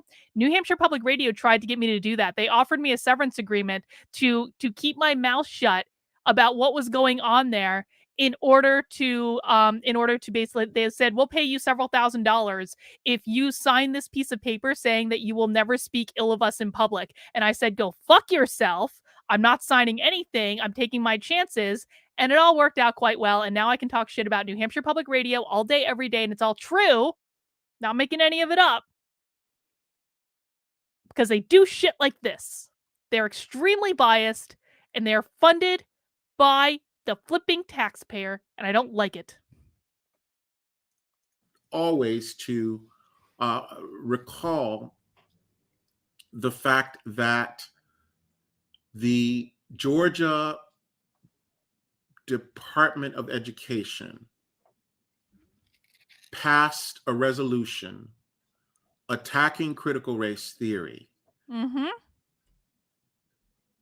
in the same fiscal year that it was cutting by almost $1 billion the school budget, the public school budget in the state of Georgia. Good. And so this culture war is, in my view, a smokescreen, an alibi, right, for the distributive injustices that are being visited upon Georgians of all races, right, who rely on public education in that state. Right? Dude, you spent like 15 minutes earlier in this presentation talking about how shitty public schools are and how they're not teaching anyone to read and write. And now you're like, well, you know what we need to do to fix this? We need to fund them more. No, the answer if the public schools are fundamentally failing and have been fundamentally failing for decades, what on earth makes you think that giving them more money is the correct way to go? You know what this is? This is like when parents have a kid that refuses to leave the house and they just mooch off the parents until they're like in their like late 20s and they just like keep mooching and mooching. The parents are giving them everything. They're giving them everything they need. They're giving them room and board, they're putting food on the table. Parents are giving this kid everything they need to be successful, and the kid is still fundamentally failing. And you know what the parent says? They don't say, get out of the house, go get a job and start paying your own rent. They don't do that. They say, oh, my sweet little darling, you must need a bigger allowance. Here's some more money so you can sit around on my couch all day and mooch off of me and take advantage of me. Here's some more money for your troubles, and maybe that will result in you going and getting a job. That's exactly what we're doing with the public schools. We're saying, my sweet little darlings, you just must need more money so you can continue to spend more money failing at the exact same thing that you've already been failing at for decades. Makes no sense. If you are truly interested in fixing literacy in this country, you need to defund the public schools. The public schools are causing the problem. The public schools are spending more time teaching children critical race theory and all sorts of other assorted nonsense that they're not teaching them how to read and write. And I think, in fact, What we need to do is to amplify a critique that is being made by very prominent figures on the right in this country. And that's the critique of racial capitalism, right? Capitalism, ding, Tucker ding, ding. Carlson, Tucker Carlson. Da, da, in da. January, I think it was last year, on one of his shows, went into a 15-minute diatribe about the way American capitalism is decimating families in this country and destroying the vibrancy of working class white communities. No, that didn't happen. I call bullshit. He's saying that Tucker Carlson attacked capitalism for 15 minutes on his show. Bullshit. Clips or it didn't happen. If I'm wrong about this in the chat, someone can correct me. But like, I call bullshit on this. Tucker Carlson did no such thing. That's not something Tucker Carlson would do. And he blamed both so-called small government conservatives and the bi-coastal liberal elites for ignoring the economic causes of the collapse of the working class that Ann Case and Angus Deaton talk about in Deaths of Despair. Right? And he said that the cultural explanation that conservatives offer about the breakdown that was of probably the family it. That was probably it. Ignores the ways in which the working class has been destroyed by the market fundamentalism of neoliberal capitalism, right? And the massive upward distribution of wealth through things like the 2017 tax reform, so-called, right? So these are Tucker Carlson's words. The idea that families are being crushed by market forces seems never to occur to social conservatives. They refuse to consider it. And that's why I said earlier, this guy is going to try to convince conservatives that what they really want to do in the world is get rid of capitalism. I'm going to say that argument's not going to get very far. That unless and until we are willing in this country to talk about economic injustice and rapacious capitalism, right, we're going to see this repeated weaponization of race as a way to divide, right, and distract people who should form a natural democratic constituency, right? And that for me is the challenge. So, in presidential debates, I think Ronald Reagan may have actually invented this. Did he just say, wait. Did he just basically say, you know what would really help conservatives? If they just became Democrats. Conservatives would have a much better quality of life if they just became Democrats. Did he just really say that? I'm pretty sure that's basically the gist of what he just said. Conservatives would be so much better off in the world if they just became Democrats. Question. We used to ask, are you better off? Right? During presidential elections, are you better off than you were 4 years ago? I mean, no white working class person honestly considering that question in the wake of, massive unemployment, I absolutely 100% was better off financially under Donald Trump's presidency than I am under Joe Biden's. 100% every day of the week. Guys, in the chat, were you better off financially under Donald Trump's presidency, or are you better off financially under Joe Biden's presidency? Let me know. Let me know where you stand on this. Because one of the things that really started to turn me around on Trump, to be quite frank, was that I was making a lot of effing money. My business was booming. Until the pandemic, which is the Democrats' fault. Trump didn't want to do that. That was the Democrats' fault. And then everything got fucking shifted. But I was 100% better, making more money than I had ever made in my life under Donald Trump's presidency. Yep, every single person in the chat is saying the same thing. Monica says, my grocery bill was almost $100 more this month because of inflation under Biden. I hear turkey is going to be like expensive. I need to order my turkey for Thanksgiving. Like, I saw a thing that like a turkey that used to cost like $27 is now going to cost $55. That's crazy. That's crazy. Yep, everyone was better off under Trump, dude. Every single person in my chat right now is better off under Trump than they are under Biden. Industrialization of the United States, the opioid epidemic, the rise in suicide and mortality rates, right? No white working class person can honestly answer that question. Yes. And the Republican Party has a vested interest in not allowing them to ask themselves that question, right? So I think, we sometimes think that it's small of us and amoral, right? To appeal to people's lived material realities, right? But that's No, they never did. No. The baseline, and that's the framework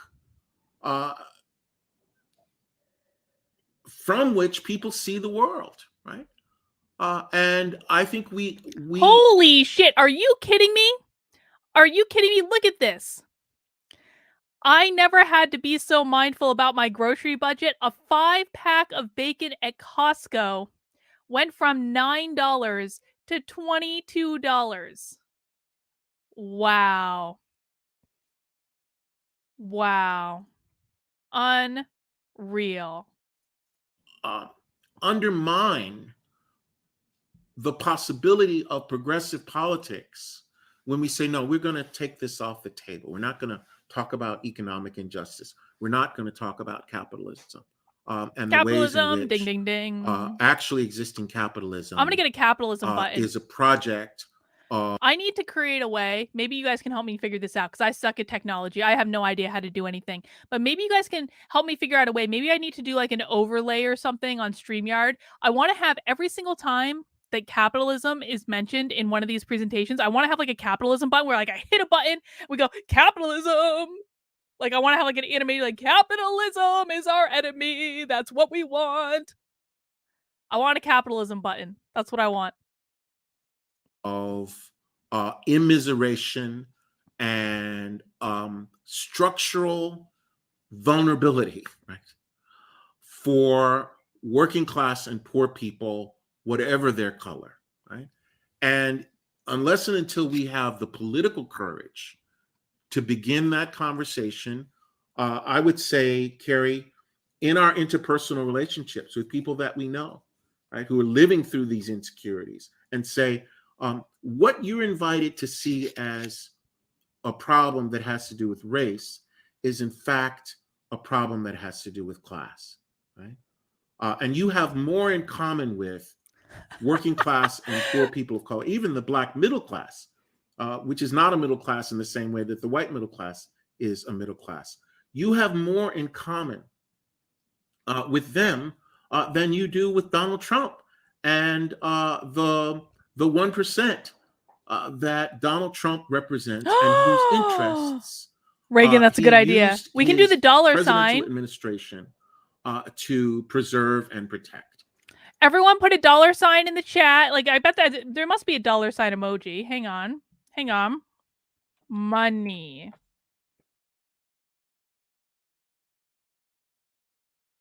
There must be a dollar sign emoji in the chat. Like pick out a good emoji for money and put that in the chat if you like capitalism.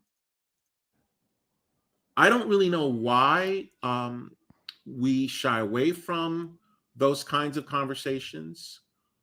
But I think that race just use regular and number racial sign too. antagonisms, yeah, and there we go. Lots of dollar signs. Of race have a long history in this country that has always been tied to preserving the prerogatives of economic elites and the wealthy, people who owe their economic security, not to work, but to the wealth that they've accrued. And I'm repeating myself at this point. Um, Obviously, you can tell this is something about which I feel passionately, but I think as just as a practical political matter, and as a Obviously, this is something that you can tell about which I feel passionately. That's not how you express passion, dude. But these people have no soul. They don't. They have no soul. They have no life. They have no joy. All they have is destruction. That's it. an intellectual matter. We need to have the courage of what we say our convictions around racial justice are and around multiracial solidarity are, and address the elephant in our common life, which is class and capitalism. And Professor Thomas, Capitalism. thank you for that. Ding, ding, There's ding, ding, so ding. much activity going. He basically just said it. He literally just said it. Capitalism is the common enemy. Capitalism is the thing that's holding all of us down. If we could just destroy capitalism. That guy actually just gave the best definition of critical race theory that I've ever heard a leftist give, which is that capitalism is the common enemy of everyone. They truly believe that. That's the goal of all of this, is to destroy capitalism. It is about the economic system, because that is how they believe they are going to gain the most power. Going on in the chat. This is a challenge as a moderator, sort of like how to But I balance this. just wanted to say one thing. Yeah, about- go ahead, Dr. Bell, of course. When you Yeah. ask the question, though, are you better off now than you were 4 years ago? I would suggest Someone's alarm that is a going lot off. of poor white What is people going on? would say yes. They would totally ignore the economics of their situation, because what they have bought into is the fact that that we are making America great again by this fantasy of what a First of all, I don't know why this woman can't turn off her alarm, but she is literally saying that poor white people will ignore the fact that they don't have enough money to feed their family in order to buy into Trump's Make America Great Again cult dream. They will fool themselves into thinking that they are really better off when they are not economically better off. Yeah, a lot of people were actually better off economically under Trump. Lots of people. A lot of people. Most people were better off economically under Trump than they are under Biden. And she's literally saying that poor white people are so bought into the dream of the Trump cult that they'll just ignore their bank account. They'll just pretend their bank account has more money in it than it does. Do you think this woman routinely socializes with poor white people? Do you think that this woman has ever had a conversation with a Trump supporter in her life to find out why they actually like Trump? No. They're just making it up. They're just hallucinating their bank account. a white nation would be for them. So they're willing to, and I've actually seen interviews where people are willing to, quote, sacrifice. Remember the Brexit votes, and in Brexit, people were saying, oh yes, so I may be losing my harbor and my job here on the harbor, but I'm willing to sacrifice for what? They bought into this because they think they're going to be able to get a better job. So why is your alarm going off during a that presentation? and people are afraid, because as soon as you start talking, oh my God, some this of is the ways that annoying. Professor Thomas was saying, This they is the video, we guys. call you socialist, but if you use the F I just want it to be clear that the alarm is in the video. It is not my alarm. It is in the video. I just want to be clear. I don't want to get blamed.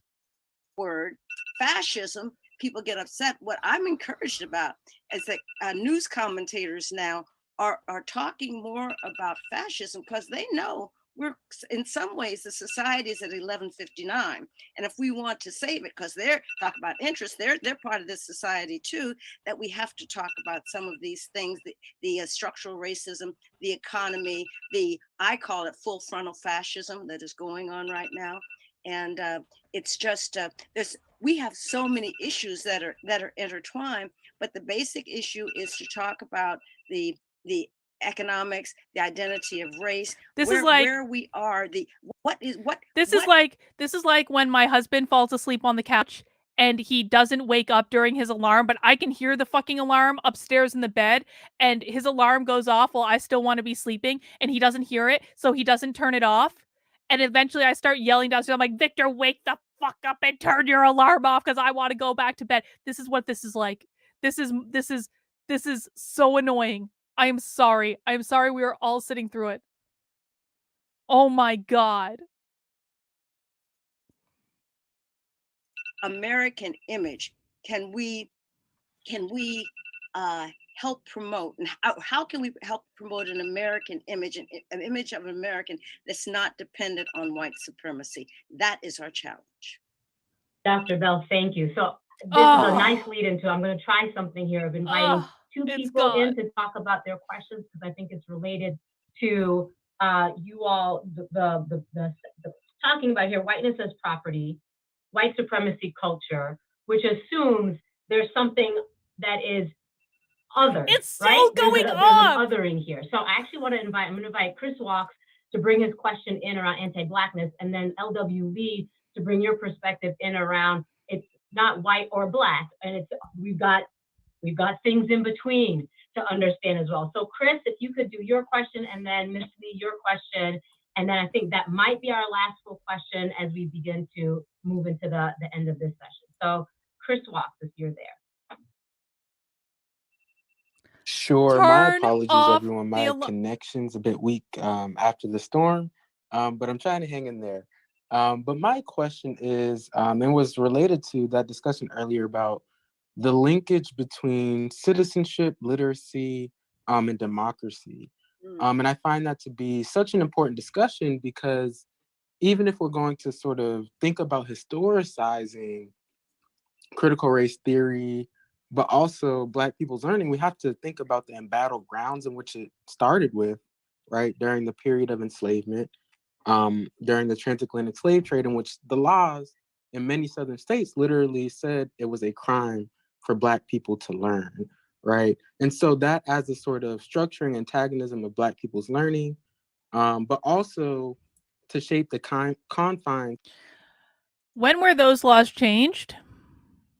What year were those laws changed? And are Black people able to learn? Because I mean, I think he's talking about when schools are still segregated, which frankly, technically, if we're being honest about it, and I'm not making an argument for segregating schools at all, even though critical race theorists believe in segregation, I do not. But it's not as though they outlawed your ability to learn. They were messing around with the schools, which was wrong and which was corrected, and which is a sign of progress. But are there any laws on the books that still exist today about Black people not being able to learn? Is he going to be able to point one out? Because we have yet to hear a single law pointed out that is currently on the books today. Of citizenship and democratic participation as well. And so I always see this as sort of a long structuring antagonism. Like even she's annoyed. She's annoyed whether too. We're thinking about here or in England or in the Netherlands. And so I'm curious if either of you are able to speak to the specificity of anti-Blackness. Wow. Okay, and then Chris, we're gonna hold that question, and then Ms. Lee, let's bring your question in and see how we do addressing both together. Okay, so I'm Asian American, and I just want to point out the fact that racism in this country, and for that matter, racism in the entire world, is not just simply a Black and white issue.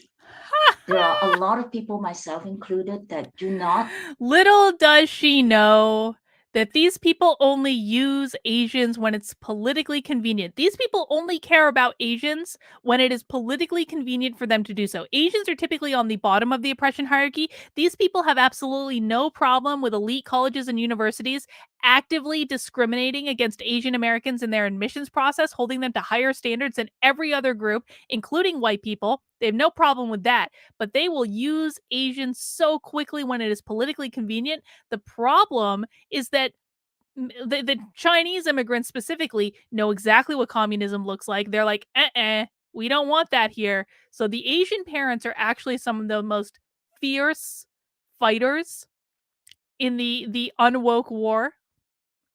Asian American parents, that is like the Chinese immigrants specifically, do not like critical race theory, not in any little bit. They have been organizing more than almost any other group to fight back against it. If we win the anti-CRT war, it will be in no small part because of the Chinese immigrants who understand exactly what communism looks like. Identify myself as either black or white, and we play a role in this country. Either, I am closer to the white. I am not black, and in that context, we play a role, a very strange role, of both discriminating and being discriminated on. Oh, she's actually calling herself an oppressor. All this conversation, both for this country as well as for the world, we should expand it to look at racism as something that should not exist, regardless of what is your color and who you identify with.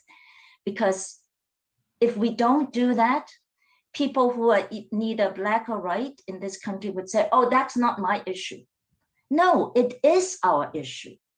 We are contributing to the racism in this country, knowingly or unknowingly. We need to bring all of these people into the conversation that it is our issue, so that we expand the conversation and work towards a solution.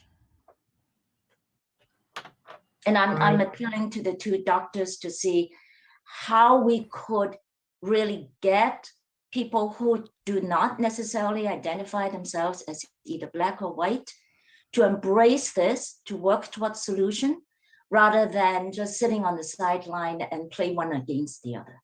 Mm-hmm. Great, thank you. So we're trying to address, like, where does anti-blackness fit in your perspectives, and then how we understand the role of those who don't identify or not, who are not identified as black or white, right? Because that's also important here in the United States. It may not be what you identify as, but how you are also read. So who would like to try to go at that first?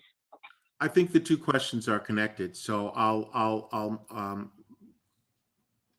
try to address them. So I think the question of anti-Black racism, or the specificity of anti-Black racism in the United States, is an important one, not least for historical reasons. And by that, I mean simply the ways in which race and racism as ideologies, because that's what they are. Race is not a biological fact. There's no such thing, biologically speaking, as a Black person or a white person. Race is not a biological fact. Then why is your skin darker than mine? Race is just a social construct that we've invented.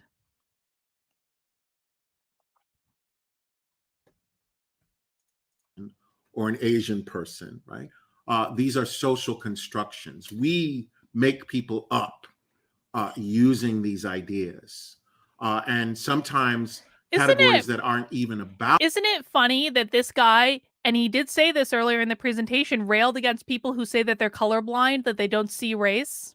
And then he's like, race is just a social construct. I don't even know what you're talking about. It has no basis in biology at all. So the idea of colorblindness being a bad thing, that you don't see race, which again, I don't think that's a good term. I think we should be using the term color indifference. I can plainly see that this guy's Black. It's not going to change the way that I treat him. But he was railing on the fact that, like, conservatives, they say they're colorblind, and that's obviously untrue. And then in the same presentation, like an hour later, he's like, race is not a biological reality at all. It is simply a social construct. Those are two contradictory statements. It depends on what suits him at any given time.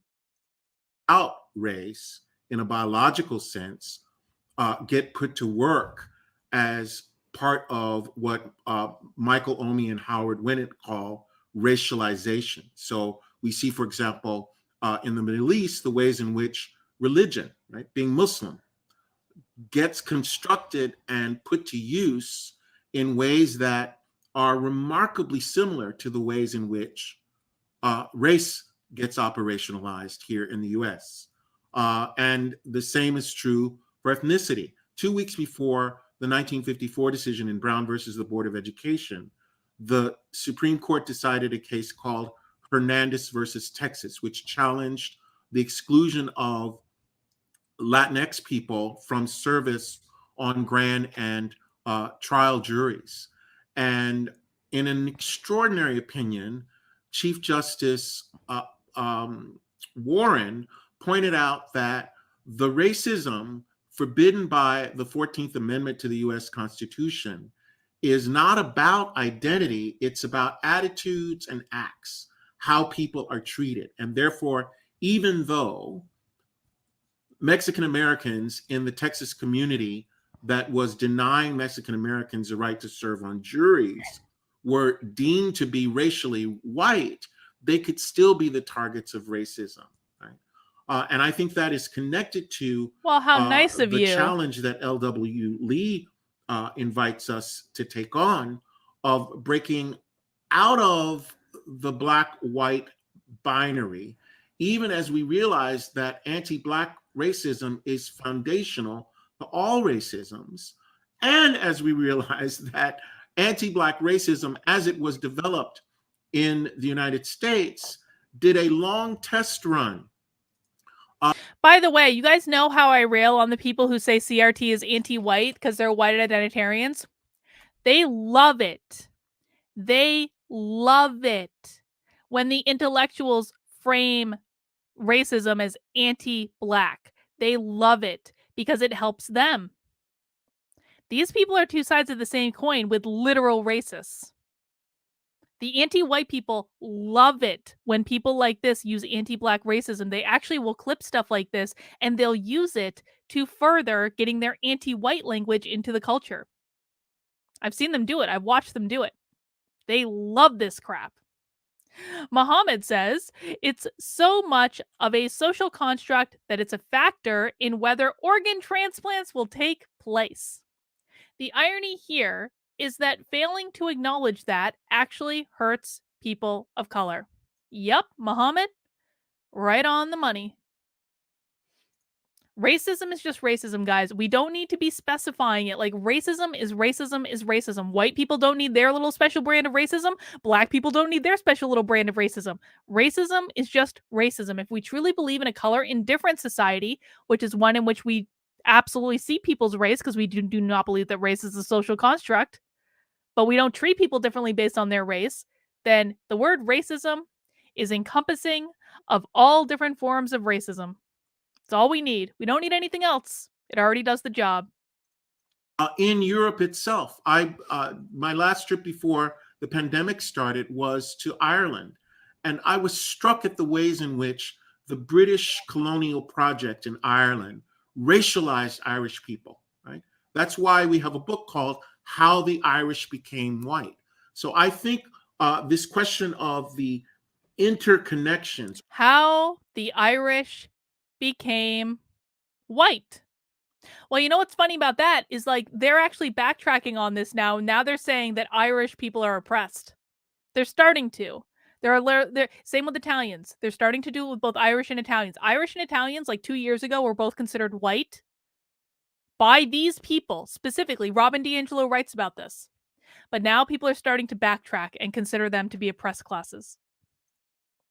Or the articulation of race and ethnicity is crucial. In the UK, the anti-racist coalition that was formed among people of African descent and people of Asian descent led to a practice whereby progressive Asian people call themselves Black. Why? Because they realized that Black in that context was not about blood or hair texture or skin color. Are you telling me, critical race theory scholar, that how you identify has nothing to do with your actual skin color or physical features? Is that what we're saying right now? I think it is. Black was a political location, right? Black is a political location. Among Asians and Black people in the UK also has antecedents in this is exactly right. Black is a political identity. That is exactly the point. Why? Because critical race theory is not about race. Critical race theory is about power, specifically political power.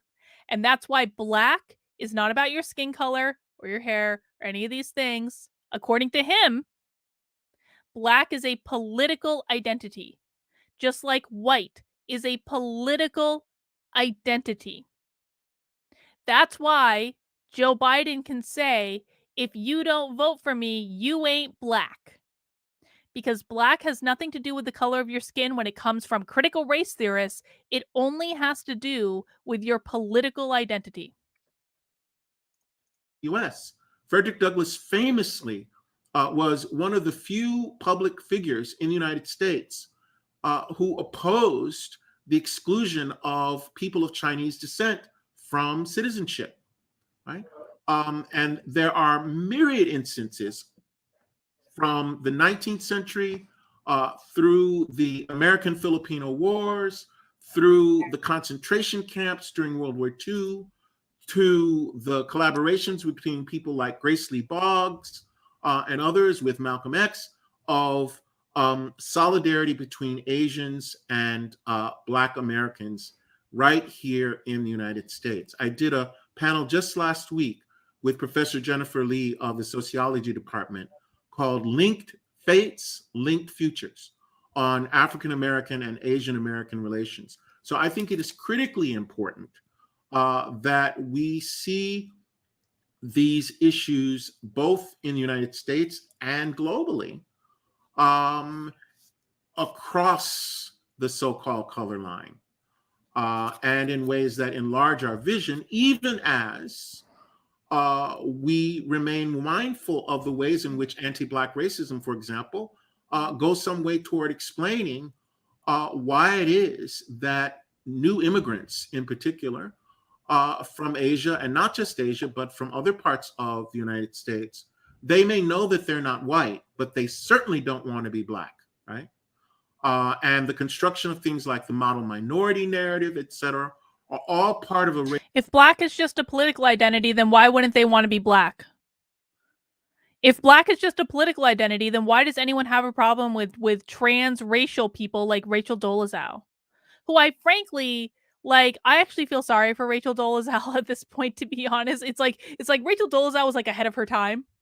Rachel Dolezal, if she just waited like a couple years, may have had a moment. Because really, it's just like, this is just what she likes.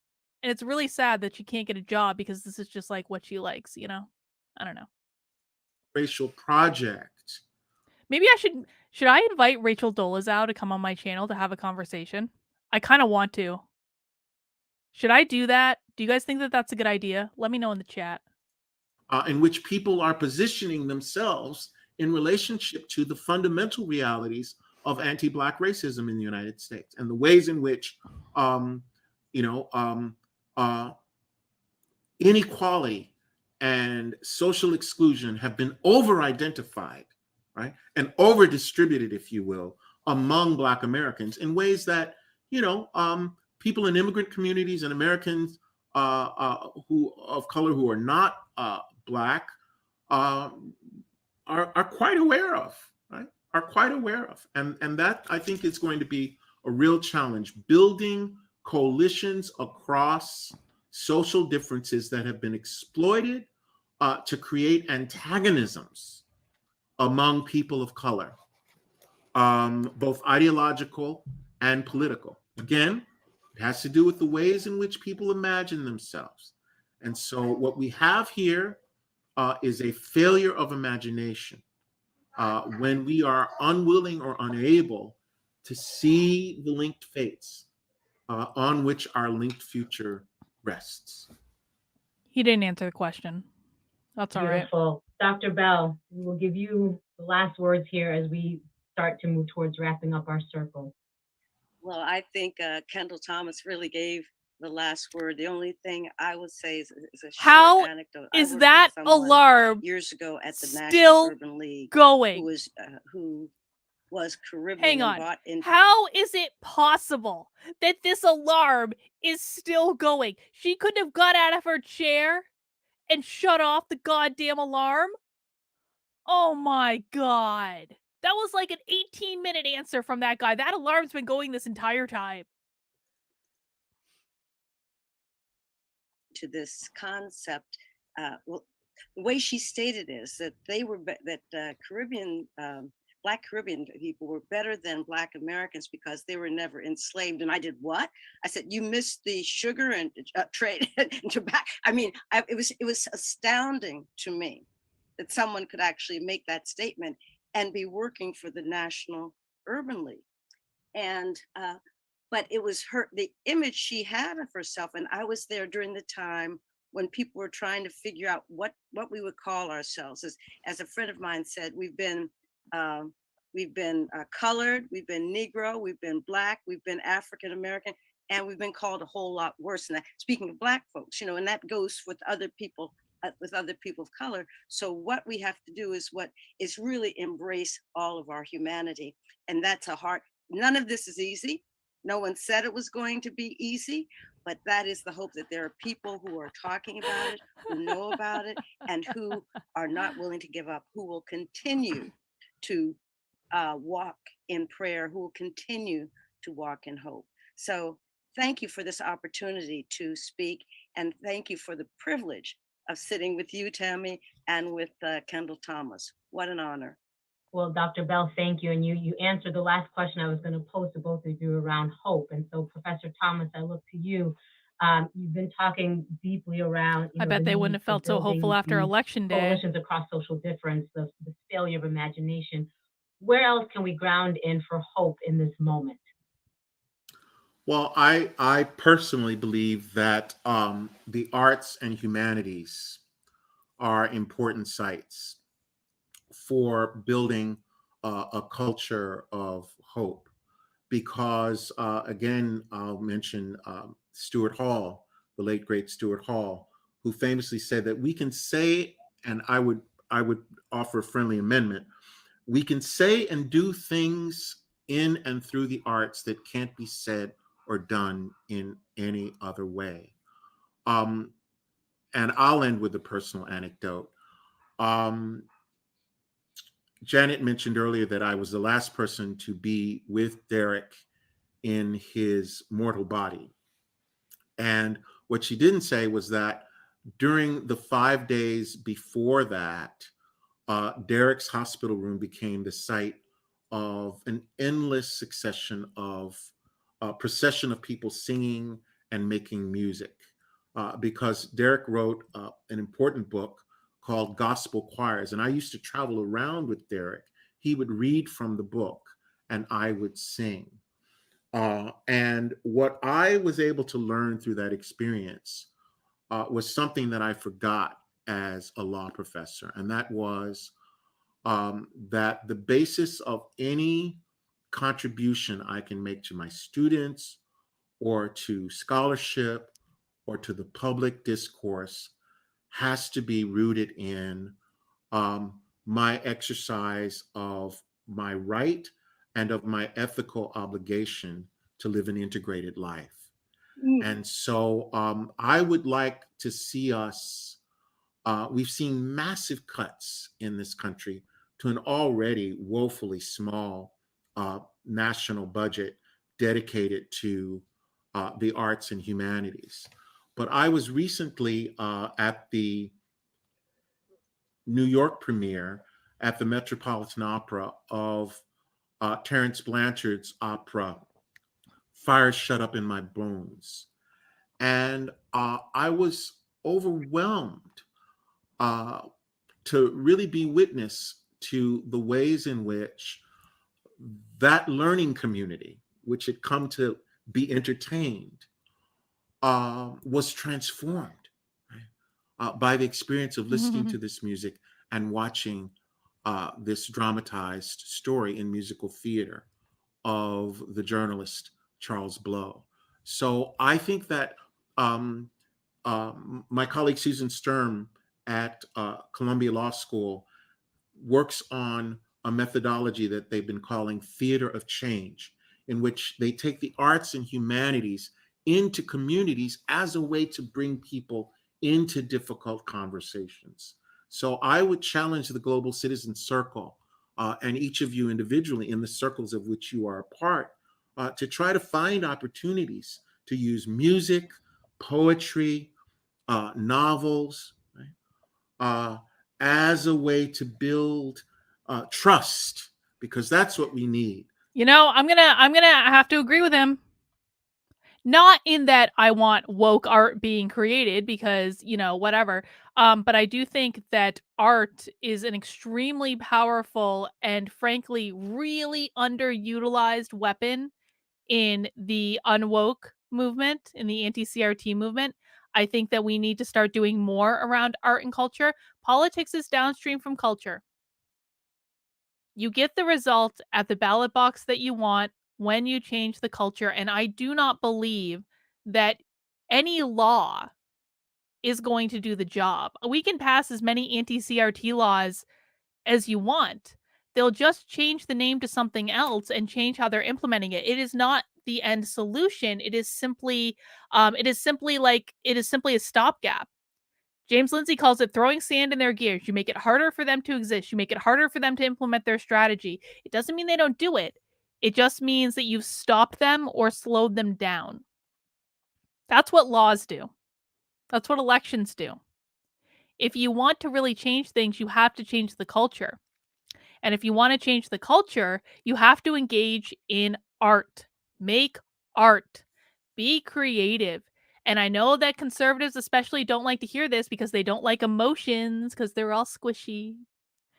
But if you want to change people, you need to tap into their emotions. Tapping into people's emotions is the only way to really change things because the human brain makes decisions emotionally and justifies it rationally.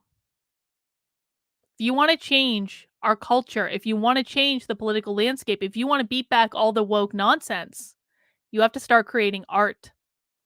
You have to tap into people's emotions. And then do it over and over and over and over and over again consistently. Show up every single day and do just a little thing.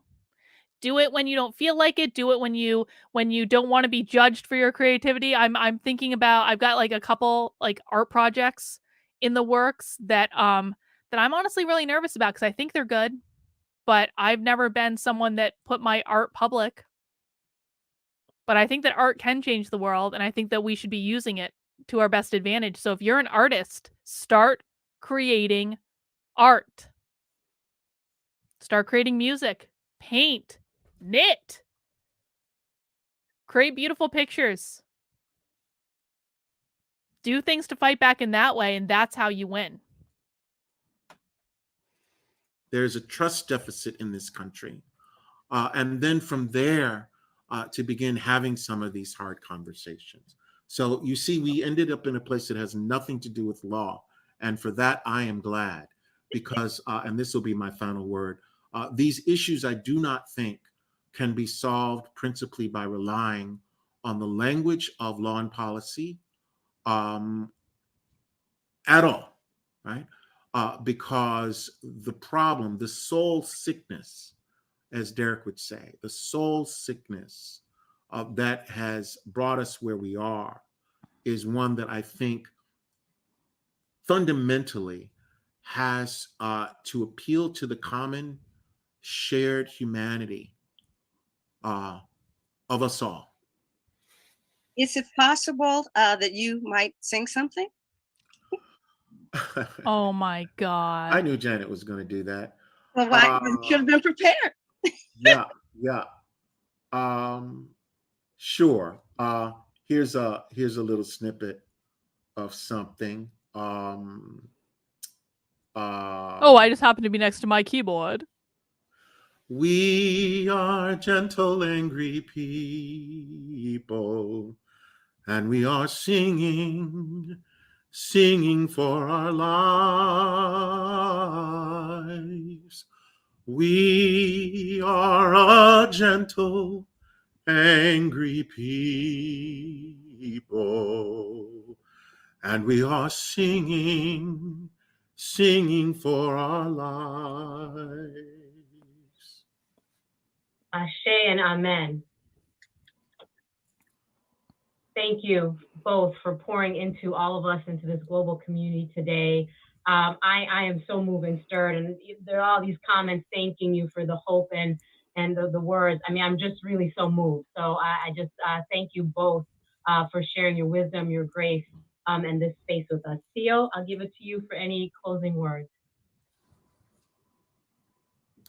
Yes, thank you. Thank you, everyone. I don't know how I can thank all of you enough.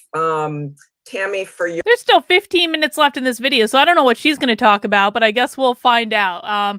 It's going to be about 6 o'clock. I need to wrap it up in probably about 25 minutes. So we'll see what she's talking about. If it's nothing important, we can end the call, or end the stream rather, but we'll see what she's got to say. Who knows? Your mastery with moderating this conversation that has so many more questions, so many more comments that could have come, but I know people have to leave, and but we want to continue these conversations, and we will continue them, and we will with Global Citizen Circle and with others in your own circles. We will be sending everybody a copy of the recording of this program, as well as the many chat questions and comments that have come in. And I want to thank Phoebe, our Deputy Director of Global Citizen Circle, for putting so many wonderful resources that join us for conversation. Producing a new podcast we're calling CRT2. Okay, he's basically just marketing at this point. So I think that we can stop the presentation for today. That didn't have as many, I'm going to be honest, it didn't have as many buzzwords as I was hoping that it would have, but that's all right. I do have another I've got a couple presentations in the hopper. Another presentation that I want to watch next week, I think, is all about like a critical race theorist talking about why would we even teach white people's history. I think that'll be pretty fun. But guys, I hope you enjoyed the stream today. I think it was a really good one, honestly. Like, that guy gave away so many, like, he said the quiet part out loud like so many times, and I definitely want to get a capitalism button. Tia almost got 2 bingos. That's pretty great. All right, guys, just as a reminder, if you enjoyed the stream today, please make sure you are subscribed to my channel on whatever platform you're watching on, whether you're watching on my primary YouTube channel, my second YouTube channel, Actively Unwoke, which this will be moving, Happy Hour will be moving exclusively over to Actively Unwoke next year, but I'm doing it on both for now, just to have an archive on Actively Unwoke. So you can watch it here for now if you're on my main YouTube channel. I'm also on Odyssey. I'm also on Rockfin. Please make sure you're supporting the alt tech websites. Make sure you're subscribing on there, watching on there when you can. And of course, please make sure you join my locals community. It's scrolling by in the ticker. It's kb.locals.com. But if you want to support the work I'm doing, the very best thing you can do is to become a supporting member on Locals. And what that does is it unlocks all the features of the website. So you can join Locals for free, and that'll get you in, and you can lurk and you can see what's going on. But if you want to get 2 Zoom calls a week, if you want to get book club, if you want to get our Stitch and Bitch, which we call Bitchcraft, you have to sign up as a supporting member. I also do member exclusive posts. We do live streams, stuff like that. Please, you're also going to get access to the community Discord. I'll be posting the community Discord link into Locals if you haven't joined it yet. But please make sure you join kb.locals.com/support. Monthly fee for $5. You can give more if you want, but you don't have to. Annual fee for $50 if you want to get 2 months for free, or you can make a one-time gift, and all those are good enough for me. And also, please make sure. Oh no, I don't have the book up. Oh, hang on. Also, please make sure that you pre-order my book, Actively Unwoke. It's on sale on Amazon and Barnes & Noble and maybe some other places too. It's the ultimate guide for fighting back against the woke insanity in your life. It will be out next year, but you can pre-order it now, and every pre-order gets me closer to doing an audiobook. I don't really want to read the audiobook. I hope they get someone else, but I really think that you guys are going to love it. I had so much fun writing this book. It was also a little like I pulled some hair out at the same time, but I'm really glad that it's starting to get out in the world. I'm very proud of the book. So please make sure you pre-order it. The link is in the chat or in the description to the video, depending on which you are watching on. Julie says, is Discord free? Discord is free, but you have to be a supporting member in my locals in order to get access to it. So technically it's free, but I keep mine supporter only just because it keeps it nicer. But guys, I hope you enjoyed the stream today. I do these every Friday at 3 p.m. I will see you next week. I'm going out to dinner tonight to have steak. Sour kiwi, I am not going to Buckley's. Buckley's is actually like down the street from my house. I can basically throw a rock and hit Buckley's. I'm going to the Chop House in Manchester, which I find to be far superior to Buckley's. The Chop House has like the best mushrooms in the world. They're so good. We have reservations. I'm really excited about the Chop House night because it is the 10th anniversary of my marriage with my husband. And so I will be going and celebrating with him for the rest of the evening. Take care, guys. We'll see you soon.